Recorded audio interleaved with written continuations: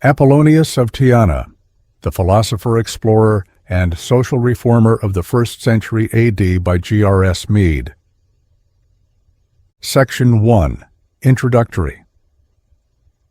To the student of the origins of Christianity, there is naturally no period in Western history of greater interest and importance than the 1st century of our era, and yet how little comparatively is known about it of a really definite and reliable nature.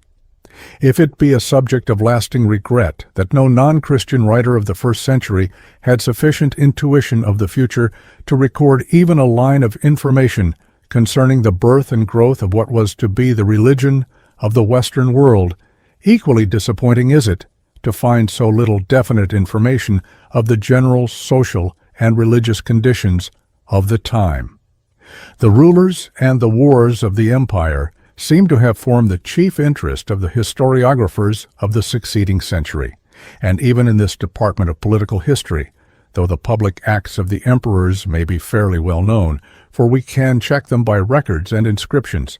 When we come to their private acts and motives, we find ourselves no longer on the ground of history, but for the most part in the atmosphere of prejudice, scandal, and speculation. The political acts of emperors and their officers, however, can at best throw but a dim sidelight on the general social conditions of the time, while they shed no light at all on the religious conditions except so far as these in any particular enacted the domain of politics. As well might we seek to reconstruct a picture of the religious life of the time from imperial acts and rescripts as endeavor to glean any idea of the intimate religion of this country from a perusal of statute books or reports of parliamentary debates. The Roman histories, so-called, to which we have so far been accustomed, cannot help us in the reconstruction of a picture of the environment into which, on the one hand, Paul led the new faith in Asia Minor, Greece, and Rome, and in which, on the other, it already found itself in the districts bordering on the southeast of the Mediterranean. It is only by piecing together laboriously isolated scraps of information and fragments of inscriptions that we become aware of the existence of the life of a world of religious associations and private cults which existed at this period. Not that even so we have any very direct information of what went on in these associations, guilds, and brotherhoods, but we have sufficient evidence to make us keenly regret the absence of further knowledge. Difficult as this field is to till, it is exceedingly fertile in interest, and it is to be regretted that comparatively so little work has as yet been done in it, and that, as is so frequently the case, the work which has been done is, for the most part, not accessible to the English reader. What work has been done on this special subject may be seen from the bibliographical note appended to this essay, in which is given a list of books and articles treating of the religious associations among the Greeks and Romans. But if we seek to obtain a general view of the condition of religious affairs in the 1st century, we find ourselves without a reliable guide. For of works dealing with this particular subject there are few, and from them we learn little that does not immediately concern or is thought to concern Christianity, whereas it is just the state of the non-Christian religious world about which, in the present case, we desire to be informed. If, for instance, the reader turned to works of general history, such as Merivale's History of the Romans under the Empire, he will find, it is true, in Chapter 4, a description of the state of religion up to the death of Nero, but he will be little wiser for perusing it.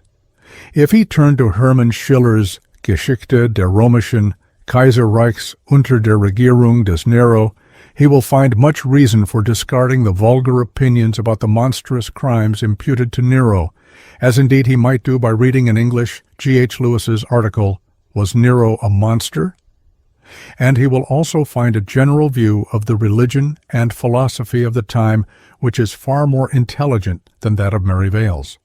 But all is still very vague and unsatisfactory, and we feel ourselves still outside the intimate life of the philosophers and religionists of the 1st century. If, again, he turned to the latest writers of church history who have treated this particular question, he will find that they are occupied entirely with the contact of the Christian church with the Roman Empire, and only incidentally give us any information of the nature of which we are in search. On this special ground, C.J. Neumann, in his careful study Der römische Staat und die allgemeine Kirche bis auf Diocletian, is interesting, while Professor W.M. Ramsey, in The Church in the Roman Empire before A.D. 170, is extraordinary, for he endeavors to interpret Roman history by the New Testament documents, the dates of the majority of which are so hotly disputed. But you may say, what has all this to do with Apollonius of Tyana? The answer is simple. Apollonius lived in the 1st century. His work lay precisely among these religious associations, colleges, and guilds. A knowledge of them and their nature would give us the natural environment of a great part of his life, and information as to their condition in the 1st century would perhaps help us the better to understand some of the reasons for the task which he attempted. If, however, it were only the life and endeavors of Apollonius which would be illuminated by this knowledge, we could understand why so little effort has been spent in this direction. For the character of the Tyanean, as we shall see, has since the 4th century been regarded with little favor even by the few, while the many have been taught to look upon our philosopher not only as a charlatan, but even as an antichrist. But when it is just a knowledge of these religious associations and orders which would throw a flood of light on the earliest evolution of Christianity, not only with regard to the Pauline communities, but also with regard to those schools which were subsequently condemned as heretical, it is astonishing that we have no more satisfactory work done on the subject. It may be said, however, that this information is not forthcoming simply because it is unprocurable. To a large extent this is true. Nevertheless, a great deal more could be done than has yet been attempted, and the results of research in special directions and in the byways of history could be combined so that the non-specialist could obtain some general idea of the religious conditions of the times, and so be less inclined to join in the now stereotyped condemnation of all non-Jewish or non-Christian moral and religious effort in the Roman Empire of the 1st century. But the reader may retort, things social and religious in those days must have been in a very parlous state, for as this essay shows, Apollonius himself spent the major part of his life in trying to reform the institutions and cults of the empire. To this we answer, no doubt there was much to reform, and when is there not? But it would not only be not generous, but distinctly mischievous, for us to judge our fellows of those days solely by the lofty standard of an ideal morality, or even to scale them against the weight of our own supposed virtues and knowledge. Our point is not that there was nothing to reform, far from that, but that the wholesale accusations of depravity brought against the times will not bear impartial investigation. On the contrary, there was much good material ready to be worked up in many ways. And if there has not been, how could there, among other things, have been any Christianity? The Roman Empire was at the zenith of its power, and had there not been many admirable administrators and men of worth in the governing caste, such a political consummation could never have been reached and maintained. Moreover, as ever previously in the ancient world, religious liberty was guaranteed, and where we find persecution, as in the reigns of Nero and Domitian, it must be set down to political and not to theological reasons. Setting aside the disputed question of the persecution of the Christians under Domitian, the Neronian persecution was directed against those whom the imperial power regarded as Jewish political revolutionaries.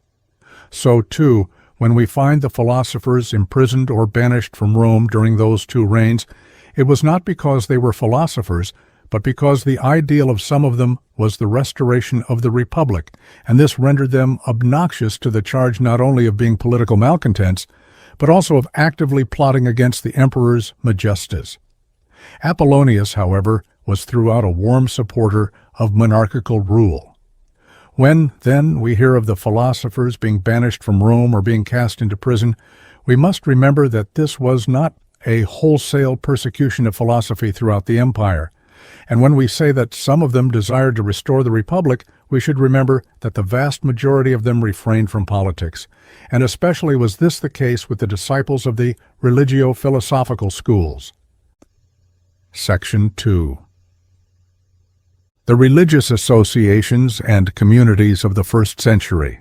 In the domain of religion, it is quite true that the state cults and national institutions throughout the empire were almost without exception in a parlous state, and it is to be noticed that Apollonius devoted much time and labor to reviving and purifying them.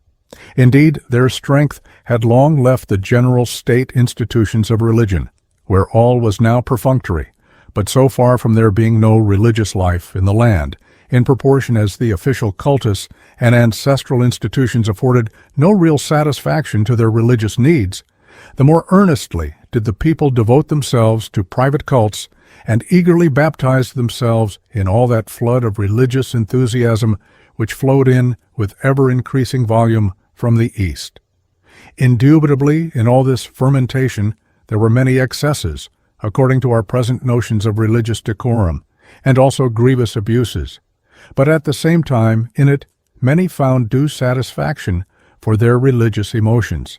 And if we accept those cults which were distinctly vicious, we have to a large extent before us in popular circles the spectacle of what, in their last analysis, are similar phenomena to those enthusiasms which in our own day may be frequently witnessed among such sects as the Shakers and Ranters, and at the general revival meetings of the uninstructed. It is not, however, to be thought that the private cults and the doings of the religious associations were all of this nature or confined to this class. Far from it. There were religious brotherhoods, communities, and clubs, theasi, irani, and orgiones, of all sorts and conditions. There were also mutual benefit societies, burial clubs, and dining companies, the prototypes of our present-day Masonic bodies, Odd Fellows, and the rest. These religious associations were not only private in the sense that they were not maintained by the state, but also for the most part they were private in the sense that what they did was kept secret. And this is perhaps the main reason why we have so defective a record of them. Among them are to be numbered not only the lower forms of mystery cultus of various kinds, but also the greater ones, such as the Phrygian, Bacchic, Isiac, and Mithriac mysteries, which were spread everywhere throughout the empire. The famous Eleusiniae were, however, still under the aegis of the state, but those so famous were, as a state cultus, far more perfunctory.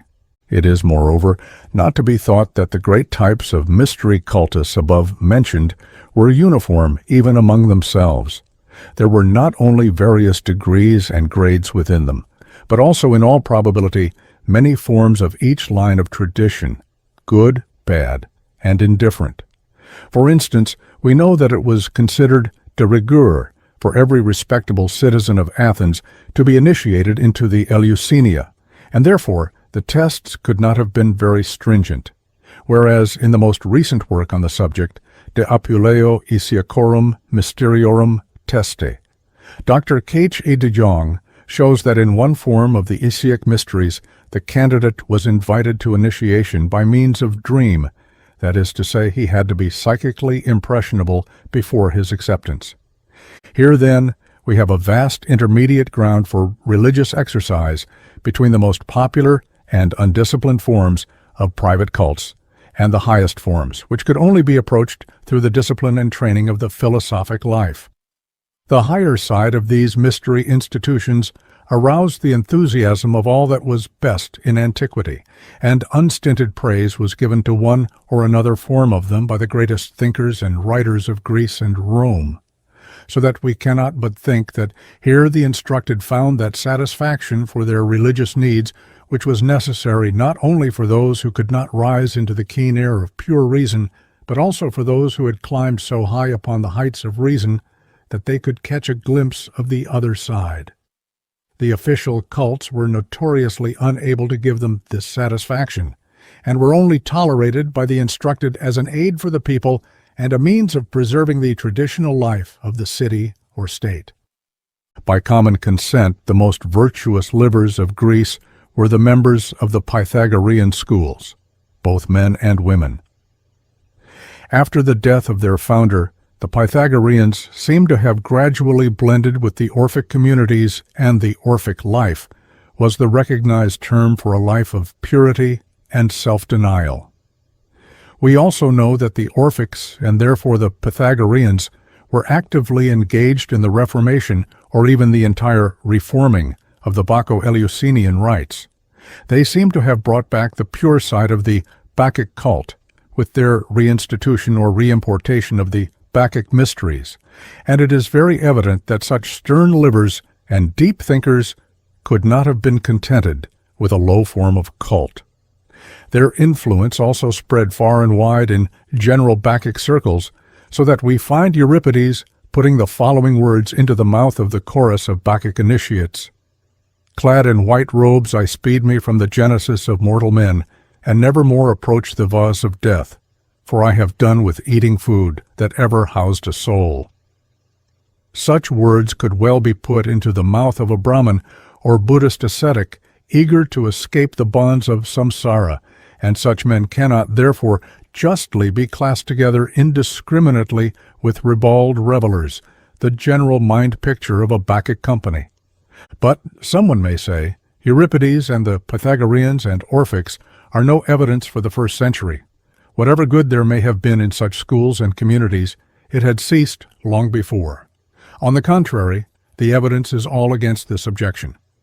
Philo, writing about 25 AD, tells us that in his day numerous groups of men who in all respects led this life of religion, who abandoned their property, retired from the world, and devoted themselves entirely to the search for wisdom and the cultivation of virtue, were scattered far and wide throughout the world.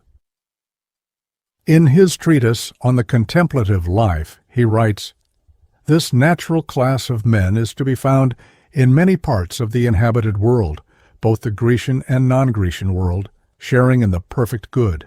In Egypt there are crowds of them in every province, or nome as they call it, and especially round Alexandria."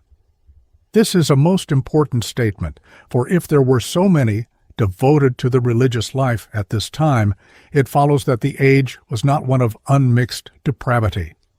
It is not, however, to be thought that these communities were all of an exactly similar nature, or of one and the same origin, least of all that they were all therapeut or Essene. We have only to remember the various lines of descent of the doctrines held by innumerable schools classed together as Gnostic, as sketched in my recent work, Fragments of a Faith Forgotten, and to turn to the beautiful treatises of the Hermetic schools, to persuade us that in the first century the striving after the religious and philosophic life was widespread and various. We are not, however, among those who believe that the origin of the therapeut communities of Philo and of the Essenes of Philo and Josephus is to be traced to Orphic and Pythagorean influence. The question of precise origin is as yet beyond the power of historical research, and we are not of those who would exaggerate one element of the mass into a universal source. But when we remember the existence of all these so widely scattered communities in the first century, when we study the imperfect but important record of the very numerous schools and brotherhoods of a like nature which came into intimate contact with Christianity in its origins, we cannot but feel that there was the leaven of a strong religious life working in many parts of the empire. Our great difficulty is that these communities, brotherhoods, and associations kept themselves apart, and with rare exceptions left no records of their intimate practices and beliefs, or if they left any, it has been destroyed or lost. For the most part, then we have to rely upon general indications of a very superficial character. But this imperfect record is no justification for us to deny or ignore their existence and the intensity of their endeavors, and a history which purports to paint a picture of the times is utterly insufficient, so long as it omits this most vital subject from its canvas. Among such surroundings as these Apollonius moved, but how little does his biographer seem to have been aware of the fact. Philostratus has a rhetorician's appreciation of a philosophical court life, but no feeling for the life of religion. It is only indirectly that the life of Apollonius, as it is now depicted, can throw any light on these most interesting communities, but even an occasional sidelight is precious, where all is in such obscurity. Were it but possible to enter into the living memory of Apollonius and see with his eyes the things he saw when he lived 1900 years ago, what an enormously interesting page of the world's history could be recovered. He not only traversed all the countries where the new faith was taking root, but he lived for years in most of them, and was intimately acquainted with numbers of mystic communities in Egypt, Arabia, and Syria. Surely he must have visited some of the earliest Christian communities as well, must even have conversed with some of the disciples of the Lord. And yet no word is breathed of this, not one single scrap of information on these points do we glean from what is recorded of him. Surely he must have met with Paul, if not elsewhere, then at Rome in 66, when he had to leave because of the edict of banishment against the philosophers, the very year, according to some, when Paul was beheaded. Section 3. India and Greece. There is, however, another reason why Apollonius is of importance to us. He was an enthusiastic admirer of the wisdom of India. Here again, a subject of wide interest opens up. What influences, if any, had Brahmanism and Buddhism on Western thought in these early years? It is strongly asserted by some that they had great influence. It is as strongly denied by others that they had any influence at all. It is therefore apparent that there is no really indisputable evidence on the subject. Just as some would ascribe the constitution of the Essene and Therapeut communities to Pythagorean influence, so others would ascribe their origin to Buddhist propaganda. And not only would they trace this influence in the Essene tenets and practices, but they would even refer the general teaching of the Christ to a Buddhist source in a Jewish monotheistic setting.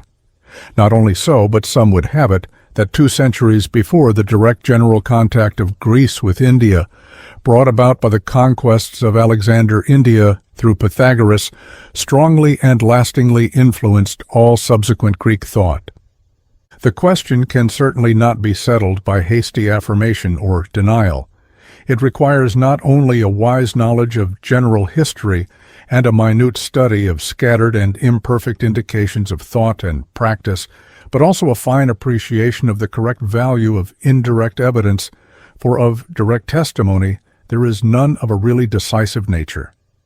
To such high qualifications we can make no pretension, and our highest ambition is simply to give a few very general indications of the nature of the subject.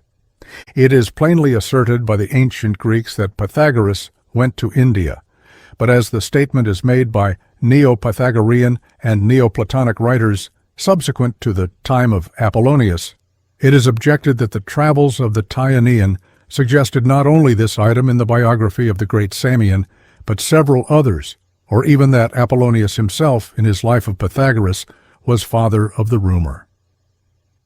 The close resemblance, however, between many of the features of Pythagorean discipline and doctrine and Indo-Aryan thought and practice make us hesitate entirely to reject the possibility of Pythagoras having visited ancient Aryavarta. And even if we cannot go so far as to entertain the possibility of direct personal contact, there has to be taken into consideration the fact that Pherecydes, the master of Pythagoras, may have been acquainted with some of the main ideas of Vedic lore. Pherecydes taught at Ephesus, but was himself most probably a Persian, and it is quite credible that a learned Asiatic, teaching a mystic philosophy and basing his doctrine upon the idea of rebirth, may have had some indirect, if not direct, knowledge of Indo-Aryan thought. Persia must have been even at this time in close contact with India, for about the date of the death of Pythagoras, in the reign of Darius, son of Hystaspes at the end of the 6th and beginning of the 5th century before our era, we hear of the expedition of the Persian general Scylax down the Indus, and learn from Herodotus that in this reign India, that is the Punjab, formed the 20th satrapy of the Persian monarchy. Moreover, Indian troops were among the hosts of Xerxes. They invaded Thessaly and fought at Plataea. From the time of Alexander onwards, there was direct and constant contact between Aryavarta and the kingdoms of the successors of the world conqueror, and many Greeks wrote about this land of mystery. But in all that has come down to us, we look in vain for anything but the vaguest indications of what the philosophers of India systematically thought. That the Brahmins would at this time have permitted their sacred books to be read by the Yavanas, Ionians, the general name for Greeks in Indian records, is contrary to all we know of their history. The Yavanas were Mlekshas, outside the pale of the Aryas, and all they could glean of the jealously guarded Brahmavidya or theosophy must have depended solely upon outside observation. But the dominant religious activity at this time in India was Buddhist, and it is to this protest against the rigid distinctions of caste and race made by Brahmanical pride, and to the startling novelty of an enthusiastic religious propaganda among all classes and races in India and outside India to all nations, that we must look for the most direct contact of thought between India and Greece. For instance, in the middle of the 3rd century BC, we know from Asoka's 13th edict that this Buddhist emperor of India, the Constantine of the East, sent missionaries to Antiochus II of Syria, Ptolemy II of Egypt, Antigonus Gonatas of Macedonia, Magas of Cyrene, and Alexander II of Epirus. When, in a land of such imperfect records, the evidence on the side of India is so clear and indubitable, all the more extraordinary is it that we have no direct testimony on our side of so great a missionary activity.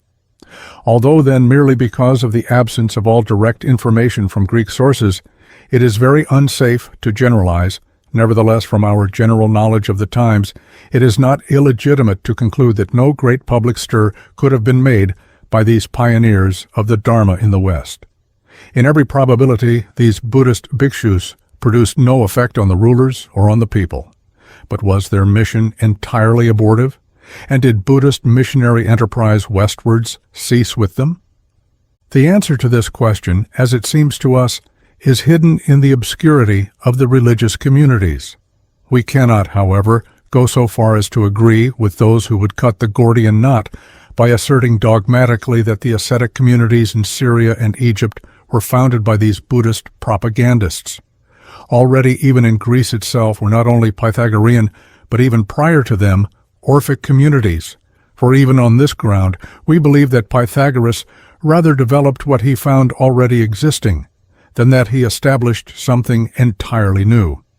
And if they were found in Greece, much more than is it reasonable to suppose that such communities already existed in Syria, Arabia, and Egypt, whose populations were given far more to religious exercises than the skeptical and laughter-loving Greeks. It is, however, credible that in such communities, if anywhere, Buddhist propaganda would find an appreciative and attentive audience. But even so, it is remarkable that they have left no distinctly direct trace of their influence.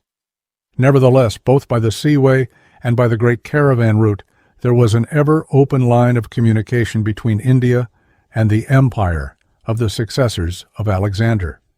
And it is even permissible to speculate that if we could recover a catalogue of the great Alexandrian library, for instance, we should perchance find that in it Indian manuscripts were to be found among the other rolls and parchments of the scriptures of the nations. Indeed, there are phrases in the oldest treatises of the Trismegistic Hermetic literature which can be so closely paralleled with phrases in the Upanishads and in the Bhagavad Gita that one is almost tempted to believe that the writers had some acquaintance with the general contents of these Brahmanical scriptures. The Trismegistic literature had its genesis in Egypt, and its earliest deposit must be dated at least in the 1st century A.D., if it cannot even be pushed back earlier. Even more striking is the similarity between the lofty mystic metaphysic of the Gnostic Dr. Basilides, who lived at the end of the 1st and beginning of the 2nd century A.D., and Vedantic ideas. Moreover, both the Hermetic and the Basilidean schools, and their immediate predecessors, were devoted to a stern self-discipline and deep philosophical study, which would make them welcome eagerly any philosopher or mystic student who might come from the Far East. But even so, we are not of those who by their own self-imposed limitations of possibility are condemned to find some direct physical contact to account for a similarity of ideas or even of phrasing. Granting, for instance, that there is much resemblance between the teachings of the Dharma of the Buddha and of the Gospel of the Christ, and that the same spirit of love and gentleness pervades them both. Still, there is no necessity to look for the reason of this resemblance to purely physical transmission. And so, for other schools and other teachers, like conditions will produce similar phenomena, like effort and like aspiration will produce similar ideas, similar experience, and similar response. And this we believe to be the case in no general way, but that it is all very definitely ordered from within by the servants of the real guardians of things religious in this world. We are, then, not compelled to lay so much stress on the question of physical transmission, or to be seeking even to find proof of copying. The human mind in its various degrees is much the same in all climes and ages, and its inner experience has a common ground into which seed may be sown, as it is tilled and cleared of weeds. The good seed comes all from the same granary, and those who sow it pay no attention to the man-made outer distinctions of race and creed.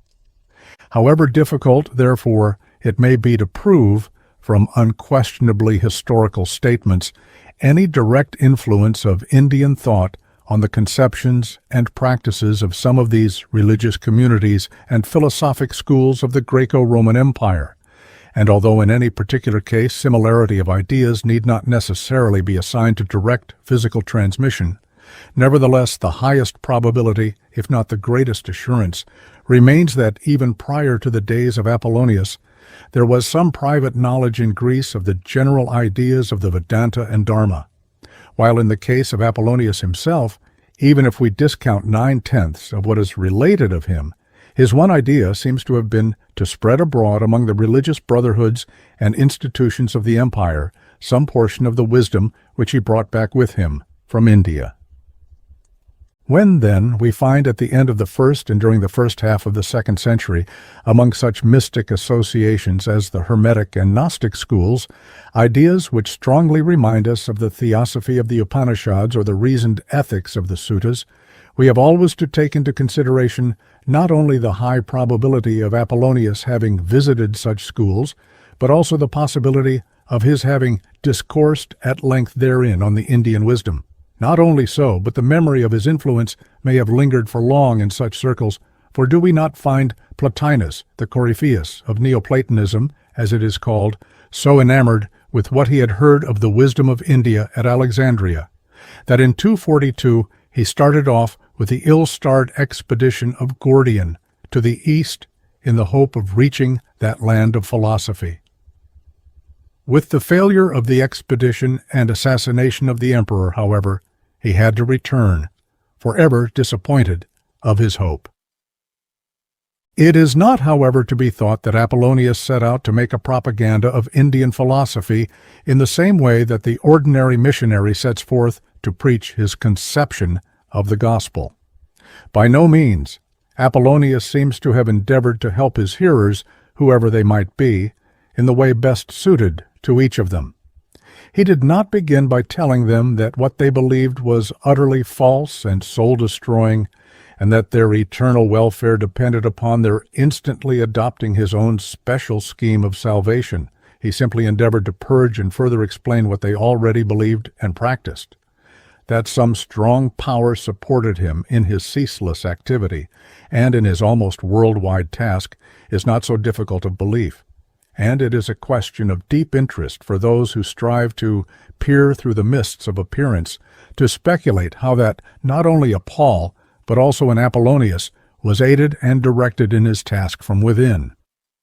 The day, however, has not yet dawned when it will be possible for the general mind in the West to approach the question with such freedom from prejudice as to bear the thought that, seen from within, not only Paul but also Apollonius may well have been a disciple of the Lord in the true sense of the words, and that too, although on the surface of things their tasks seem in many ways so dissimilar and even to theological preconceptions entirely antagonistic. Fortunately, however, even today there is an ever-growing number of thinking people who will not only be shocked by such a belief, but who will receive it with joy as the herald of the dawning of a true Sun of Righteousness, which will do more to illumine the manifold ways of the religion of our common humanity than all the self-righteousness of any particular body of exclusive religionists. It is, then, in this atmosphere of charity and tolerance that we would ask the reader to approach the consideration of Apollonius and his doings, and not only the life and deeds of an Apollonius, but also of all those who have striven to help their fellows the world over. Section 4. The Apollonius of Early Opinion. Apollonius of Tyana was the most famous philosopher of the Greco-Roman world of the 1st century, and devoted the major part of his long life to the purification of the many cults of the empire, and to the instruction of the ministers and priests of its religions. With the exception of the Christ, no more interesting personage appears upon the stage of Western history in these early years. Many and various, and oft-times mutually contradictory, are the opinions which have been held about Apollonius, for the account of his life which has come down to us is in the guise of a romantic story rather than in the form of a plain history. And this is perhaps to some extent to be expected, for Apollonius, besides his public teaching, had a life apart, a life into which even his favorite disciple does not enter. He journeys into the most distant lands and is lost to the world for years. He enters the shrines of the most sacred temples and the inner circles of the most exclusive communities, and what he says or does therein remains a mystery or serves only as an opportunity for the weaving of some fantastic story by those who did not understand. The following study will be simply an attempt to put before the reader a brief sketch of the problem which the records and traditions of the life of the famous Tyanian present. But before we deal with the life of Apollonius, written by Flavius Philostratus at the beginning of the 3rd century, we must give the reader a brief account of the references to Apollonius among the classical writers and the Church Fathers, and a short sketch of the literature of the subject in more recent times, and of the varying fortunes of the war of opinion concerning his life in the last 4 centuries. First, then, with regard to the references in classical and patristic authors. Lucian, the witty writer of the first half of the 2nd century, makes the subject of one of his satires the pupil of a disciple of Apollonius, of one of those who were acquainted with all the tragedy of his life. And Apuleius, a contemporary of Lucian, classes Apollonius with Moses and Zoroaster, and other famous magi of antiquity. About the same period, in a work entitled Questiones et Responsiones ad Orthodoxos, formerly attributed to Justin Martyr, who flourished in the 2nd quarter of the 2nd century, we find the following interesting statement. Question 24. If God is the maker and master of creation, how do the consecrated objects of Apollonius have power in the various orders of that creation? For, as we see, they check the fury of the waves and the power of the winds and the inroads of vermin and attacks of wild beasts. Justin Martyr, Dion Cassius in his history, which he wrote A.D. 211, 222, states that Caracalla honored the memory of Apollonius with a chapel or monument, Hirum.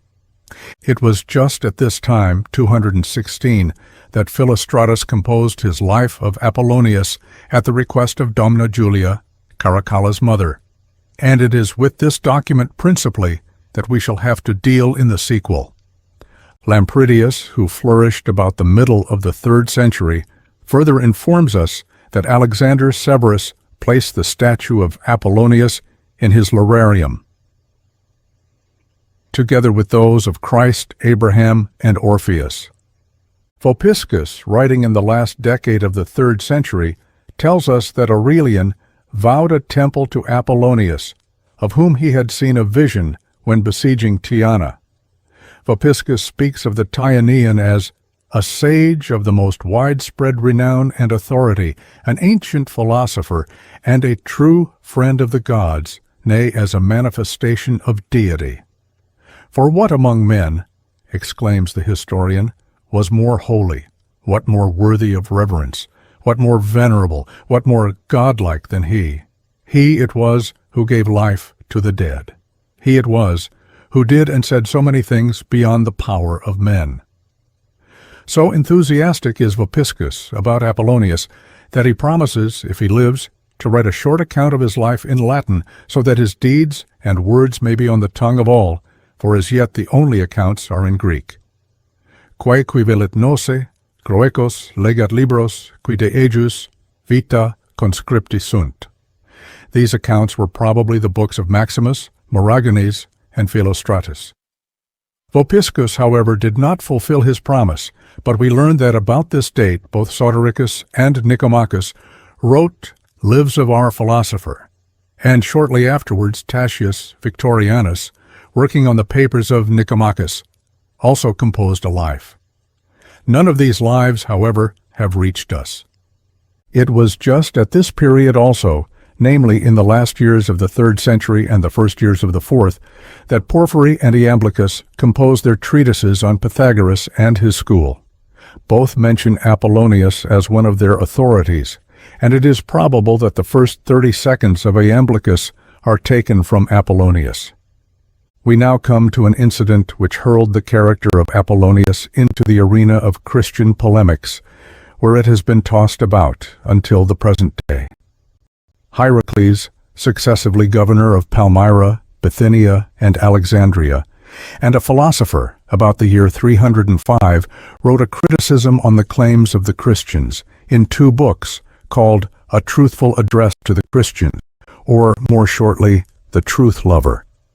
He seems to have based himself for the most part on the previous work of Celsus and Porphyry, but introduced a new subject of controversy by opposing the wonderful works of Apollonius to the claims of the Christians to exclusive right in miracles as proof of the divinity of their master. In this part of his treatise, Hierocles used Philostratus's Life of Apollonius. To this pertinent criticism of Hierocles, Eusebius of Caesarea immediately replied in a treatise still extant, entitled Contra Hieroclem. Eusebius admits that Apollonius was a wise and virtuous man, but denies that there is sufficient proof that the wonderful things ascribed to him ever took place. And even if they did take place, they were the work of demons, and not of God. The treatise of Eusebius is interesting. He severely scrutinizes the statements in Philostratus and shows himself possessed of a first-rate critical faculty. Had he only used the same faculty on the documents of the Church of which he was the first historian, posterity would have owed him an eternal debt of gratitude. But Eusebius, like so many other apologists, could only see one side. Justus, when anything touching Christianity was called into question, was a stranger to his mind, and he would have considered it blasphemy to use his critical faculty on the documents which relate the miracles of Jesus.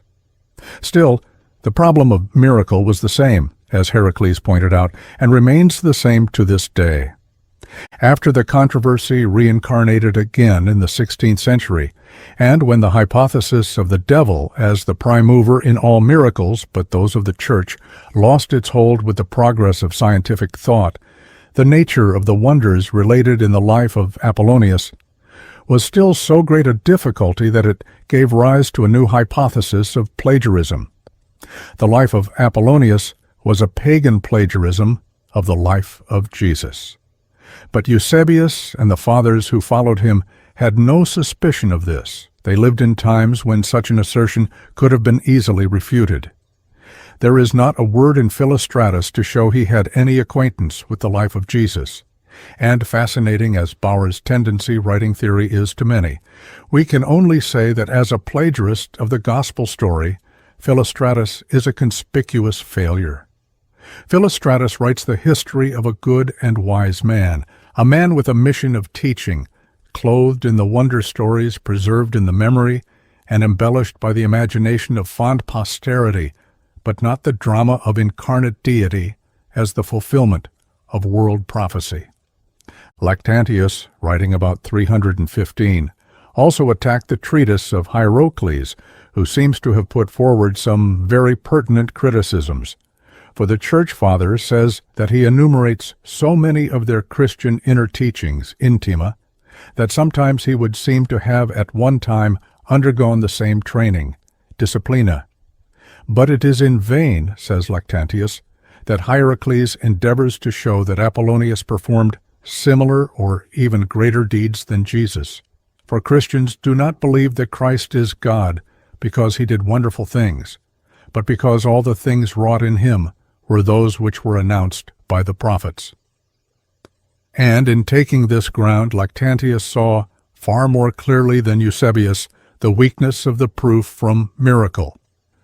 Arnobius, the teacher of Lactantius, however, writing at the end of the 3rd century, before the controversy, in referring to Apollonius, simply classes him among magi, such as Zoroaster and others mentioned in the passage of Apuleius, to which we have already referred. But even after the controversy, there is a wide difference of opinion among the Fathers, for although at the end of the 4th century, John Chrysostom, with great bitterness, calls Apollonius a deceiver and evildoer, and declares that the whole of the incidents in his life are unqualified fiction, Jerome, on the contrary, at the very same date, takes almost a favorable view, for after perusing Philostratus, he writes that Apollonius found everywhere something to learn, and something whereby he might become a better man. At the beginning of the 5th century also Augustine, while ridiculing any attempt at comparison between Apollonius and Jesus, says that the character of the Tyanean was far superior to that ascribed to Jove in respect of virtue. About the same date also we find Isidorus of Pelusium, who died in 450, bluntly denying that there is any truth in the claim made by certain, whom he does not further specify, that Apollonius of Tyana consecrated many spots in many parts of the world for the safety of the inhabitants. It is instructive to compare the denial of Isidorus with the passage we have already quoted from Pseudo-Justin. The writer of questions and answers to the Orthodox in the 2nd century could not dispose of the question by a blunt denial. He had to admit it and argue the case of other grounds, namely, the agency of the devil.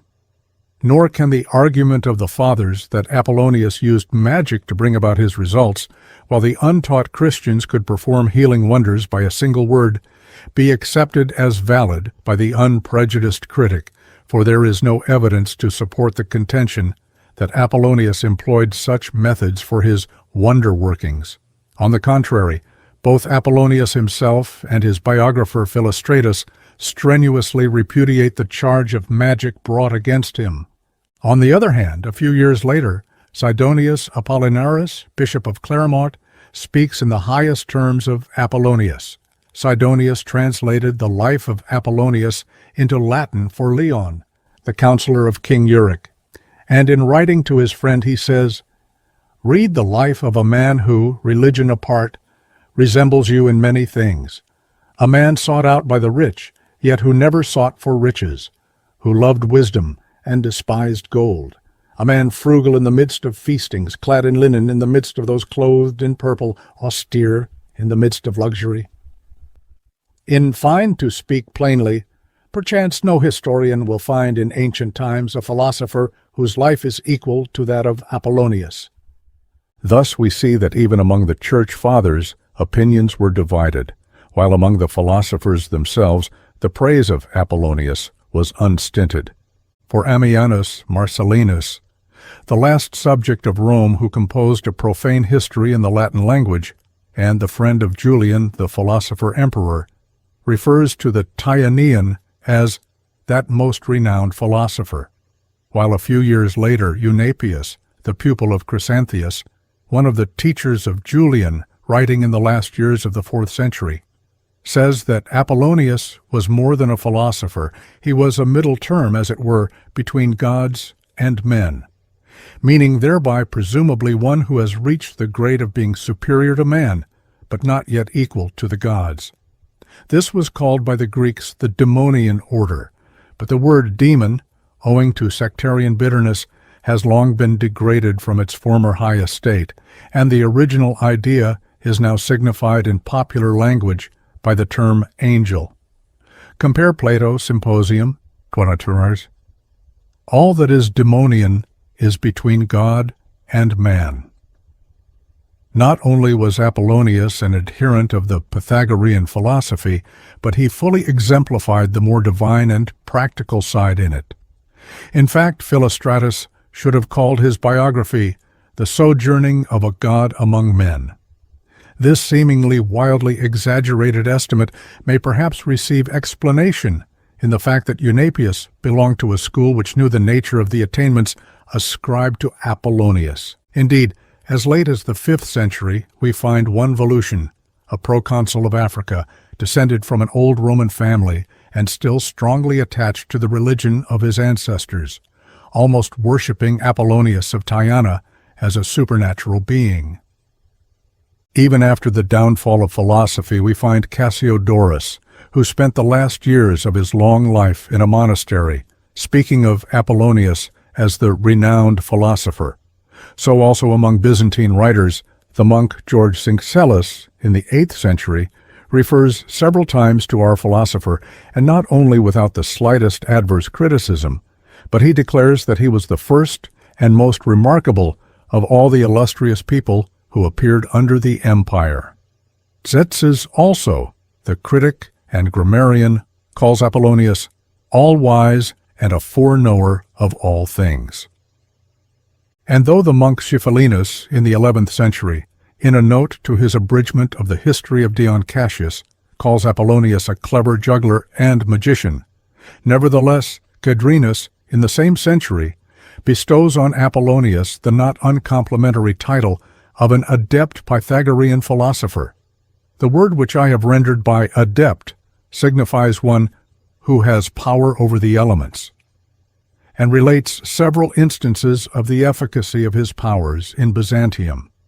In fact, if we can believe Nicetas, as late as the 13th century, there were at Byzantium certain bronze doors formerly consecrated by Apollonius, which had to be melted down because they had become an object of superstition even for the Christians themselves. Had the work of Philostratus disappeared with the rest of the lives, the above would be all that we should have known about Apollonius, if we accept the disputed letters and a few quotations from one of Apollonius's lost writings. Little enough, it is true, concerning so distinguished a character, yet ample enough to show that, with the exception of theological prejudice, the suffrages of antiquity were all on the side of our philosopher. Section 5. Texts, Translations, and Literature. We will now turn to the texts, translations, and general literature of the subject in more recent times. Apollonius returned to the memory of the world after the oblivion of the Dark Ages with evil auspices. From the very beginning, the old Hierocles-Eusebius controversy was revived, and the whole subject was at once taken out of the calm region of philosophy and history and hurled once more into the stormy arena of religious bitterness and prejudice. For long, Aldus hesitated to print the text of Philostratus, and only finally did so in 1501, with the text of Eusebius as an appendix, so that, as he piously phrases it, the antidote might accompany the poison. Together with it appeared a Latin translation by the Florentine Rinucci. In addition to the Latin version, the 16th century also produced an Italian and French translation. Blay de Vigneres's translation was subsequently corrected by Frederick Morel and later by Thomas Artus, Sieur d'Embry, with bombastic notes in which he bitterly attacks the wonder-workings of Apollonius. A French translation was also made by Tite-Sibylle about 1560, but never published. The manuscript was in the Bibliothèque Impériale. The Editio Princeps of Aldus was superseded a century later by the edition of Morel, which in its turn was followed a century still later by that of Olearius. Nearly a century and a half later, again, the text of Olearius was superseded by that of Kaiser, the first critical text, whose work in its last edition contains the latest critical apparatus. In 1849, a Westermann also edited a text, Philostratorum et Calistrati Opera, indidit Scriptorum Graecorum Bibliotheca. But Kaiser brought out a new edition in 1853, and again a third, with additional information in the preface, in the Bibliotheca Tubneriana. All information with regard to the manuscripts will be found in Kaiser's Latin prefaces. We shall now attempt to give some idea of the general literature on the subject, so that the reader may be able to note some of the varying fortunes of the war of opinion in the bibliographical indications. And if the general reader should be impatient of the matter and eager to get to something of greater interest, he can easily omit its perusal. While if he be a lover of the mystic way, and does not take delight in wrangling controversy, he may at least sympathize with the writer, who has been compelled to look through the works of the last century, and a good round dozen of those of the previous centuries, before he could venture on an opinion of his own with a clear conscience. Sectarian prejudice against Apollonius characterizes nearly every opinion prior to the 19th century. Of books distinctly dedicated to the subject, the works of the Abbé Dupin and of de Tillemont. De Tillemont's view is that Apollonius was sent by the devil to destroy the work of the Savior. Our bitter attacks on the philosopher of Tyana in defense of the monopoly of Christian miracles, while those of the Abbé Huteville and Luderwald are less violent, though on the same lines. A pseudonymous writer, however, of the 18th century strikes out a somewhat different line by classing together the miracles of the Jesuits and other monastic orders with those of Apollonius, and dubbing them all spurious, while maintaining the sole authenticity of those of Jesus. Nevertheless, Bacon and Voltaire speak of Apollonius in the highest terms, and even a century before the latter, the English deist, Charles Blount, raised his voice against the universal obloquy poured upon the character of the Tyanean. His work, however, was speedily suppressed. In the midst of this war about miracles in the 18th century, it is pleasant to remark the short treatise of Herzog, who endeavors to give a sketch of the philosophy and religious life of Apollonius. But alas, there were no followers of so liberal an example in this century of strife. So far, then, for the earlier literature of the subject. Frankly, none of it is worth reading. The problem could not be calmly considered in such a period. It started on the false ground of the Hierocles-Eusebius controversy, which was but an incident, for wonder-working is common to all great teachers and not peculiar to Apollonius or Jesus, and was embittered by the rise of encyclopedism and the rationalism of the Revolution period. Not that the miracle controversy ceased even in the last century. It does not, however, any longer obscure the whole horizon, and the sun of a calmer judgment may be seen breaking through the midst.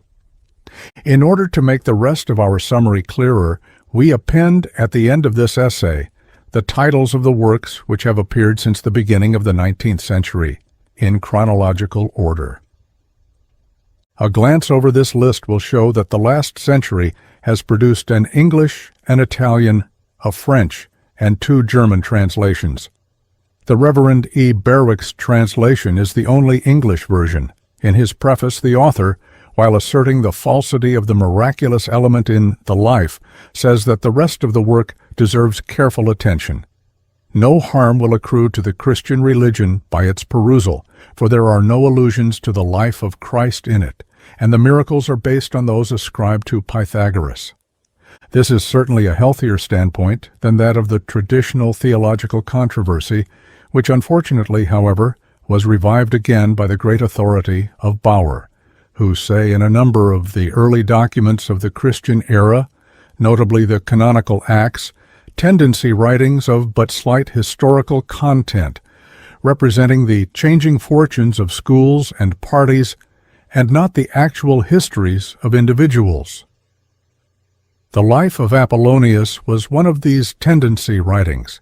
Its object was to put forward a view opposed to Christianity in favor of philosophy. Bauer thus divorced the whole subject from its historical standpoint and attributed to Philostratus an elaborate scheme of which he was entirely innocent. Bauer's view was largely adopted by Zeller in his Philosophie der Griechen and by Reveil in Holland. This Christusbild theory, carried by a few extremists to the point of denying that Apollonius ever existed, has had a great vogue among writers on the subject, especially compilers of encyclopedia articles. It is at any rate a wider issue than the traditional miracle wrangle, which was again revived in all its ancient narrowness by Newman, who only uses Apollonius as an excuse for a dissertation on orthodox miracles, to which he devotes 18 pages out of the 25 of his treatise. Noack also follows Bauer, and to some extent Pettersch, though he takes the subject onto the ground of philosophy, while Möckeberg, pastor of St. Nikolai in Hamburg, though striving to be fair to Apollonius, ends his chatty dissertation with an outburst of orthodox praises of Jesus, praises which we by no means grudge, but which are entirely out of place in such a subject. The development of the Jesus-Apollonius miracle controversy into the Jesus against Apollonius and even Christ against Antichrist battle, fought out with relays of lusty champions on the one side against a feeble protest at best on the other, is a painful spectacle to contemplate. How sadly must Jesus and Apollonius have looked upon, and still look upon, this bitter and useless strife over their saintly persons. Why should posterity set their memories one against the other? Did they oppose one another in life? Did even their biographers do so after their deaths? Why then could not the controversy have ceased with Eusebius? For Lactantius frankly admits the point brought forward by Hierocles that miracles do not prove divinity. We rest our claims, says Lactantius, not on miracles, but on the fulfillment of prophecy. Had this more sensible position been revived instead of that of Eusebius, the problem of Apollonius would have been considered in its natural historical environment 400 years ago, and much ink and paper would have been saved.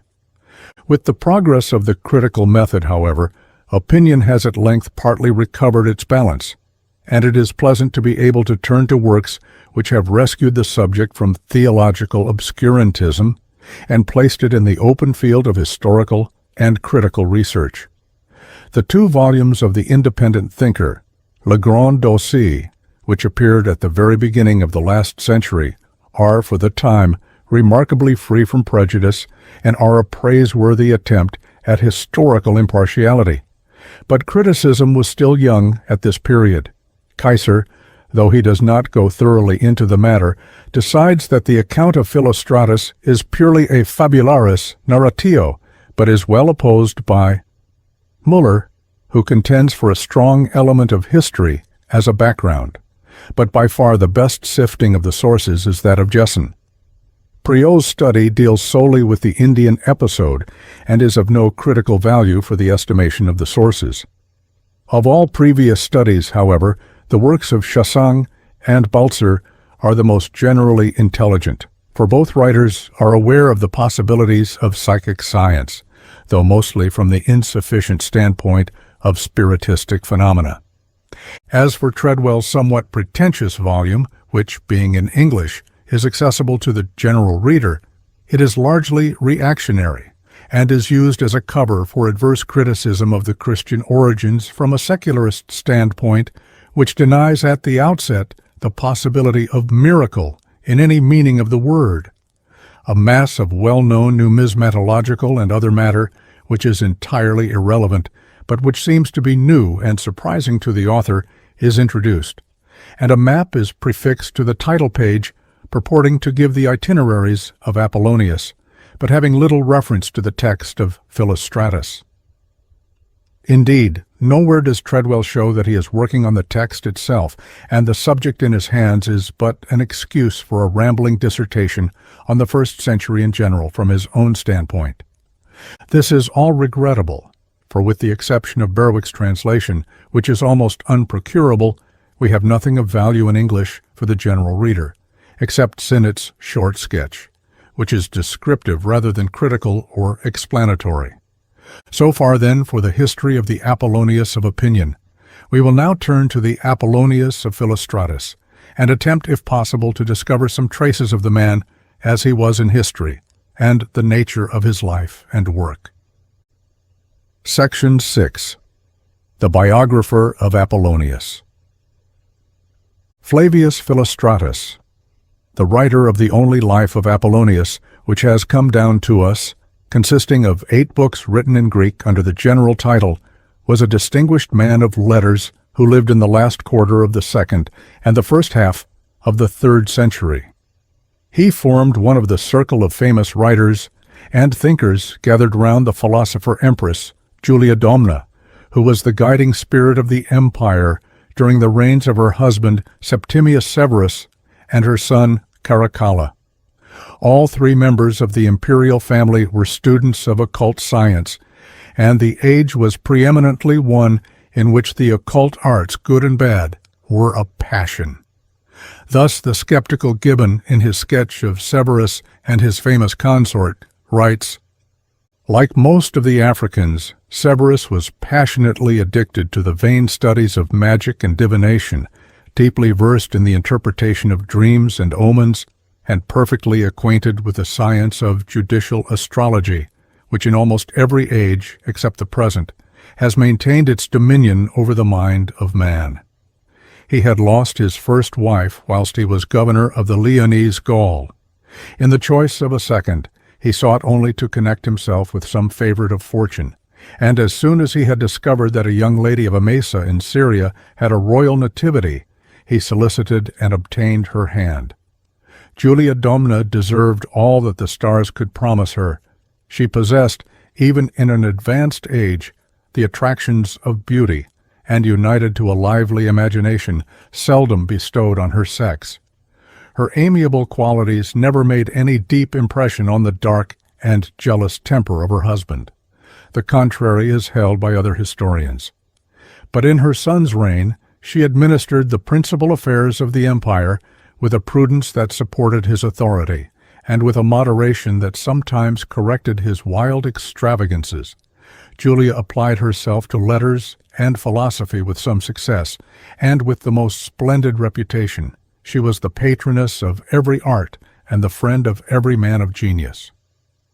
We thus see, even from Gibbon's somewhat grudging estimate, that Domna Julia was a woman of remarkable character, whose outer acts give evidence of an inner purpose, and whose private life has not been written.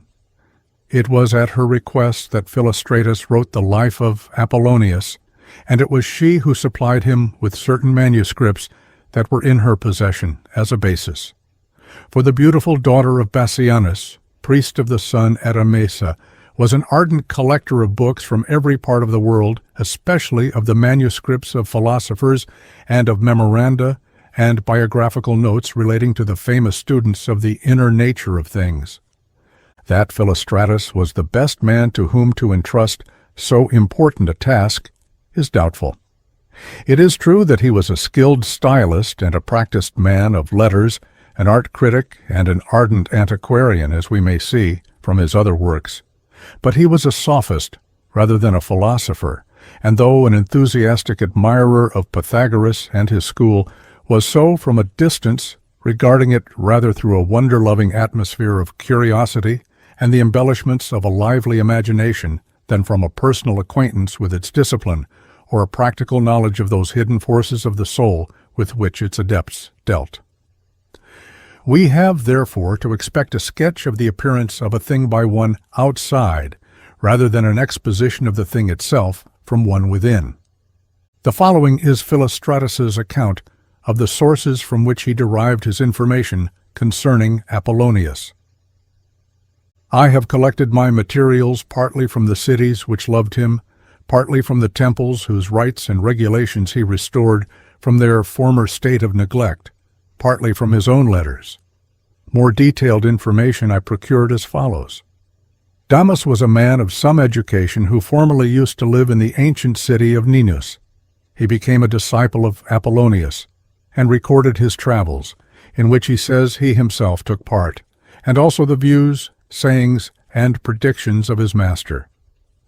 A member of Damas's family brought the Empress Julia the notebooks containing these memoirs, which up to that time had not been known of.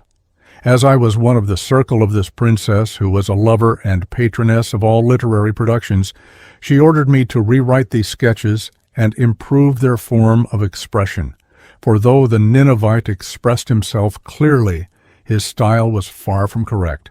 I also have had access to a book by Maximus, one of the imperial secretaries of the time, who was famous for his eloquence and tutor to Apollonius, of Ege, which contained all Apollonius's doings at Ege. There is also a will written by Apollonius, from which we can learn how he almost defied philosophy.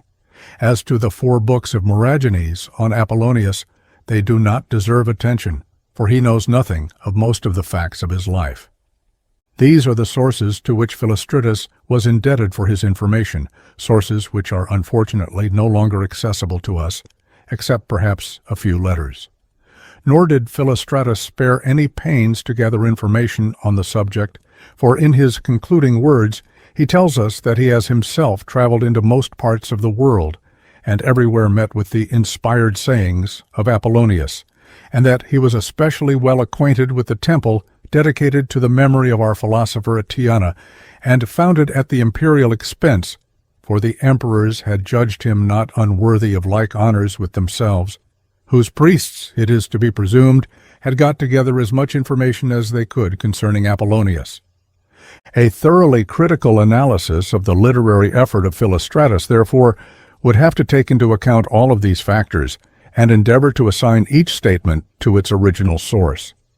But even then, the task of the historian would be incomplete, for it is transparently evident that Philostratus has considerably embellished the narrative with numerous notes and additions of his own, and with the composition of set speeches.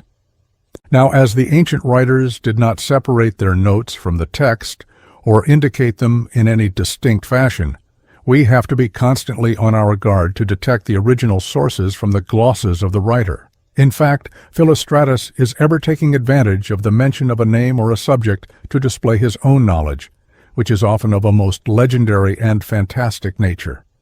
This is especially the case in his description of Apollonius's Indian travels. India at that time and long afterwards was considered the end of the world, and an infinity of the strangest travelers' tales and mythological fables were in circulation concerning it. One has only to read the accounts of the writers on India, C. E. A. Schwanbeck, Megasthenes Indica, and J. W. McCrindle, Ancient India, as described by Megasthenes and Ariane. The commerce and navigation of the Erythraean Sea, Ancient India, as described by Ctesias, Ancient India, as described by Ptolemy, and the invasion of India by Alexander the Great, from the time of Alexander onwards, to discover the source of most of the strange incidents that Philostratus records as experiences of Apollonius. To take but one instance out of 100, Apollonius had to cross the Caucasus, an indefinite name for the great system of mountain ranges that bound the northern limits of Aryavarta. Prometheus was chained to the Caucasus, so every child has been told for centuries. Therefore, if Apollonius crossed the Caucasus, he must have seen those chains. And so it was, Philostratus assures us. Not only so, but he volunteers the additional information that you could not tell of what they were made. A perusal of Megasthenes, however, will speedily reduce the long Philostration account of the Indian travels of Apollonius to a very narrow compass, for page after page is simply padding, picked up from any one of the numerous indica to which our widely read author has access. To judge from such writers, Porus, the Raja conquered by Alexander, was the immemorial king of India. In fact, in speaking of India or any other little-known country, a writer in these days had to drag in all that popular legend associated with it, or he stood little chance of being listened to. He had to give his narrative a local color, and this was especially the case in a technical rhetorical effort like that of Philostratus. Again, it was the fashion to insert set speeches and put them in the mouths of well-known characters on historical occasions, good instances of which may be seen in Thucydides and the Acts of the Apostles. Philostratus repeatedly does this. But it would be too long to enter into a detailed investigation of the subject, although the writer has prepared notes on all these points, for that would be to write a volume and not a sketch. Only a few points are therefore set down to warn the student to be ever on his guard to sift out Philostratus from his sources. But though we must be keenly alive to the importance of a thoroughly critical attitude where definite facts of history are concerned, we should be as keenly on our guard against judging everything from the standpoint of modern preconceptions. There is but one religious literature of antiquity that has ever been treated with real sympathy in the West, and that is the Judeo-Christian. In that alone have men been trained to feel at home, and all in antiquity that treats of religion in a different mode to the Jewish or Christian way is felt to be strange, and, if obscure or extraordinary, to be even repulsive. The sayings and doings of the Jewish prophets, of Jesus, and of the apostles are related with reverence, embellished with the greatest beauties of diction, and illumined with the best thought of the age, while the sayings and doings of other prophets and teachers have been for the most part subjected to the most unsympathetic criticism, in which no attempt is made to understand their standpoint. Had even-handed justice been dealt out all round, the world today would have been richer in sympathy, in wide-mindedness, in comprehension of nature, humanity, and God, in brief, in soul experience. Therefore, in reading the life of Apollonius, let us remember that we have to look at it through the eyes of a Greek and not through those of a Jew or a Protestant. The many in their proper sphere must be for us as authentic a manifestation of the divine as the one or the all. For indeed the gods exist in spite of commandment and creed. The saints and martyrs and angels have seemingly taken the place of the heroes and demons and gods, but the change of name and change of viewpoint among men affect but little the unchangeable facts. To sense the facts of universal religion under the ever-changing names which men bestow upon them, and then to enter with full sympathy and comprehension into the hopes and fears of every phase of the religious mind, to read, as it were, the past lives of our own souls, is a most difficult task. But until we can put ourselves understandingly in the places of others, we can never see more than one side of the infinite life of God. A student of comparative religion must not be afraid of terms. He must not shudder when he meets with polytheism, or draw back in horror when he encounters dualism, or feel an increased satisfaction when he falls in with monotheism.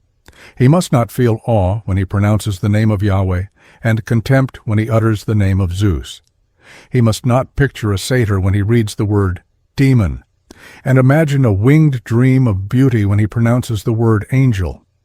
For him, heresy and orthodoxy must not exist. He sees only his own soul, slowly working out its own experience, looking at life from every possible viewpoint, so that haply at last he may see the whole, and having seen the whole, may become at one with God. To Apollonius, the mere fashion of a man's faith was unessential. He was at home in all lands, among all cults. He had a helpful word for all, an intimate knowledge of the particular way of each of them, which enabled him to restore them to health. Such men are rare. The records of such men are precious and require the embellishments of no rhetorician. Let us then, first of all, try to recover the outline of the early external life and of the travels of Apollonius, shorn of Philostratus's embellishments, and then endeavor to consider the nature of his mission, the manner of the philosophy which he so dearly loved, and which was to him his religion, and last, if possible, the way of his inner life. Section 7. Early Life. Apollonius was born at Tyana, a city in the south of Cappadocia, somewhere in the early years of the Christian era. His parents were of ancient family and considerable fortune. At an early age, he gave signs of a very powerful memory and studious disposition, and was remarkable for his beauty. At the age of 14, he was sent to Tarsus, a famous center of learning of the time, to complete his studies. But mere rhetoric and style and the life of the schools were little suited to his serious disposition, and he speedily left for Aegae, a town on the seacoast east of Tarsus. Here he found surroundings more suitable to his needs and plunged with ardor into the study of philosophy. He became intimate with the priests of the temple of Aesculapius when cures were still wrought, and enjoyed the society and instruction of pupils and teachers of the Platonic, Stoic, Peripatetic, and Epicurean schools of philosophy. But though he studied all these systems of thought with attention, it was the lessons of the Pythagorean school upon which he seized with an extraordinary depth of comprehension, and that, too, although his teacher, Euxenus, was but a parrot of the doctrines and not a practicer of the discipline. But such parroting was not enough for the eager spirit of Apollonius. His extraordinary memory, which infused life into the dull utterances of his tutor, urged him on, and, at the age of 16, he soared into the Pythagorean life, winged by some greater one. Nevertheless, he retained his affection for the man who had told him of the way, and rewarded him handsomely. When Euxenus asked him how he would begin his new mode of life, he replied, "As doctors purge their patients." Hence he refused to touch anything that had animal life in it, on the ground that it densified the mind and rendered it impure. He considered that the only pure form of food was what the earth produced, fruits and vegetables.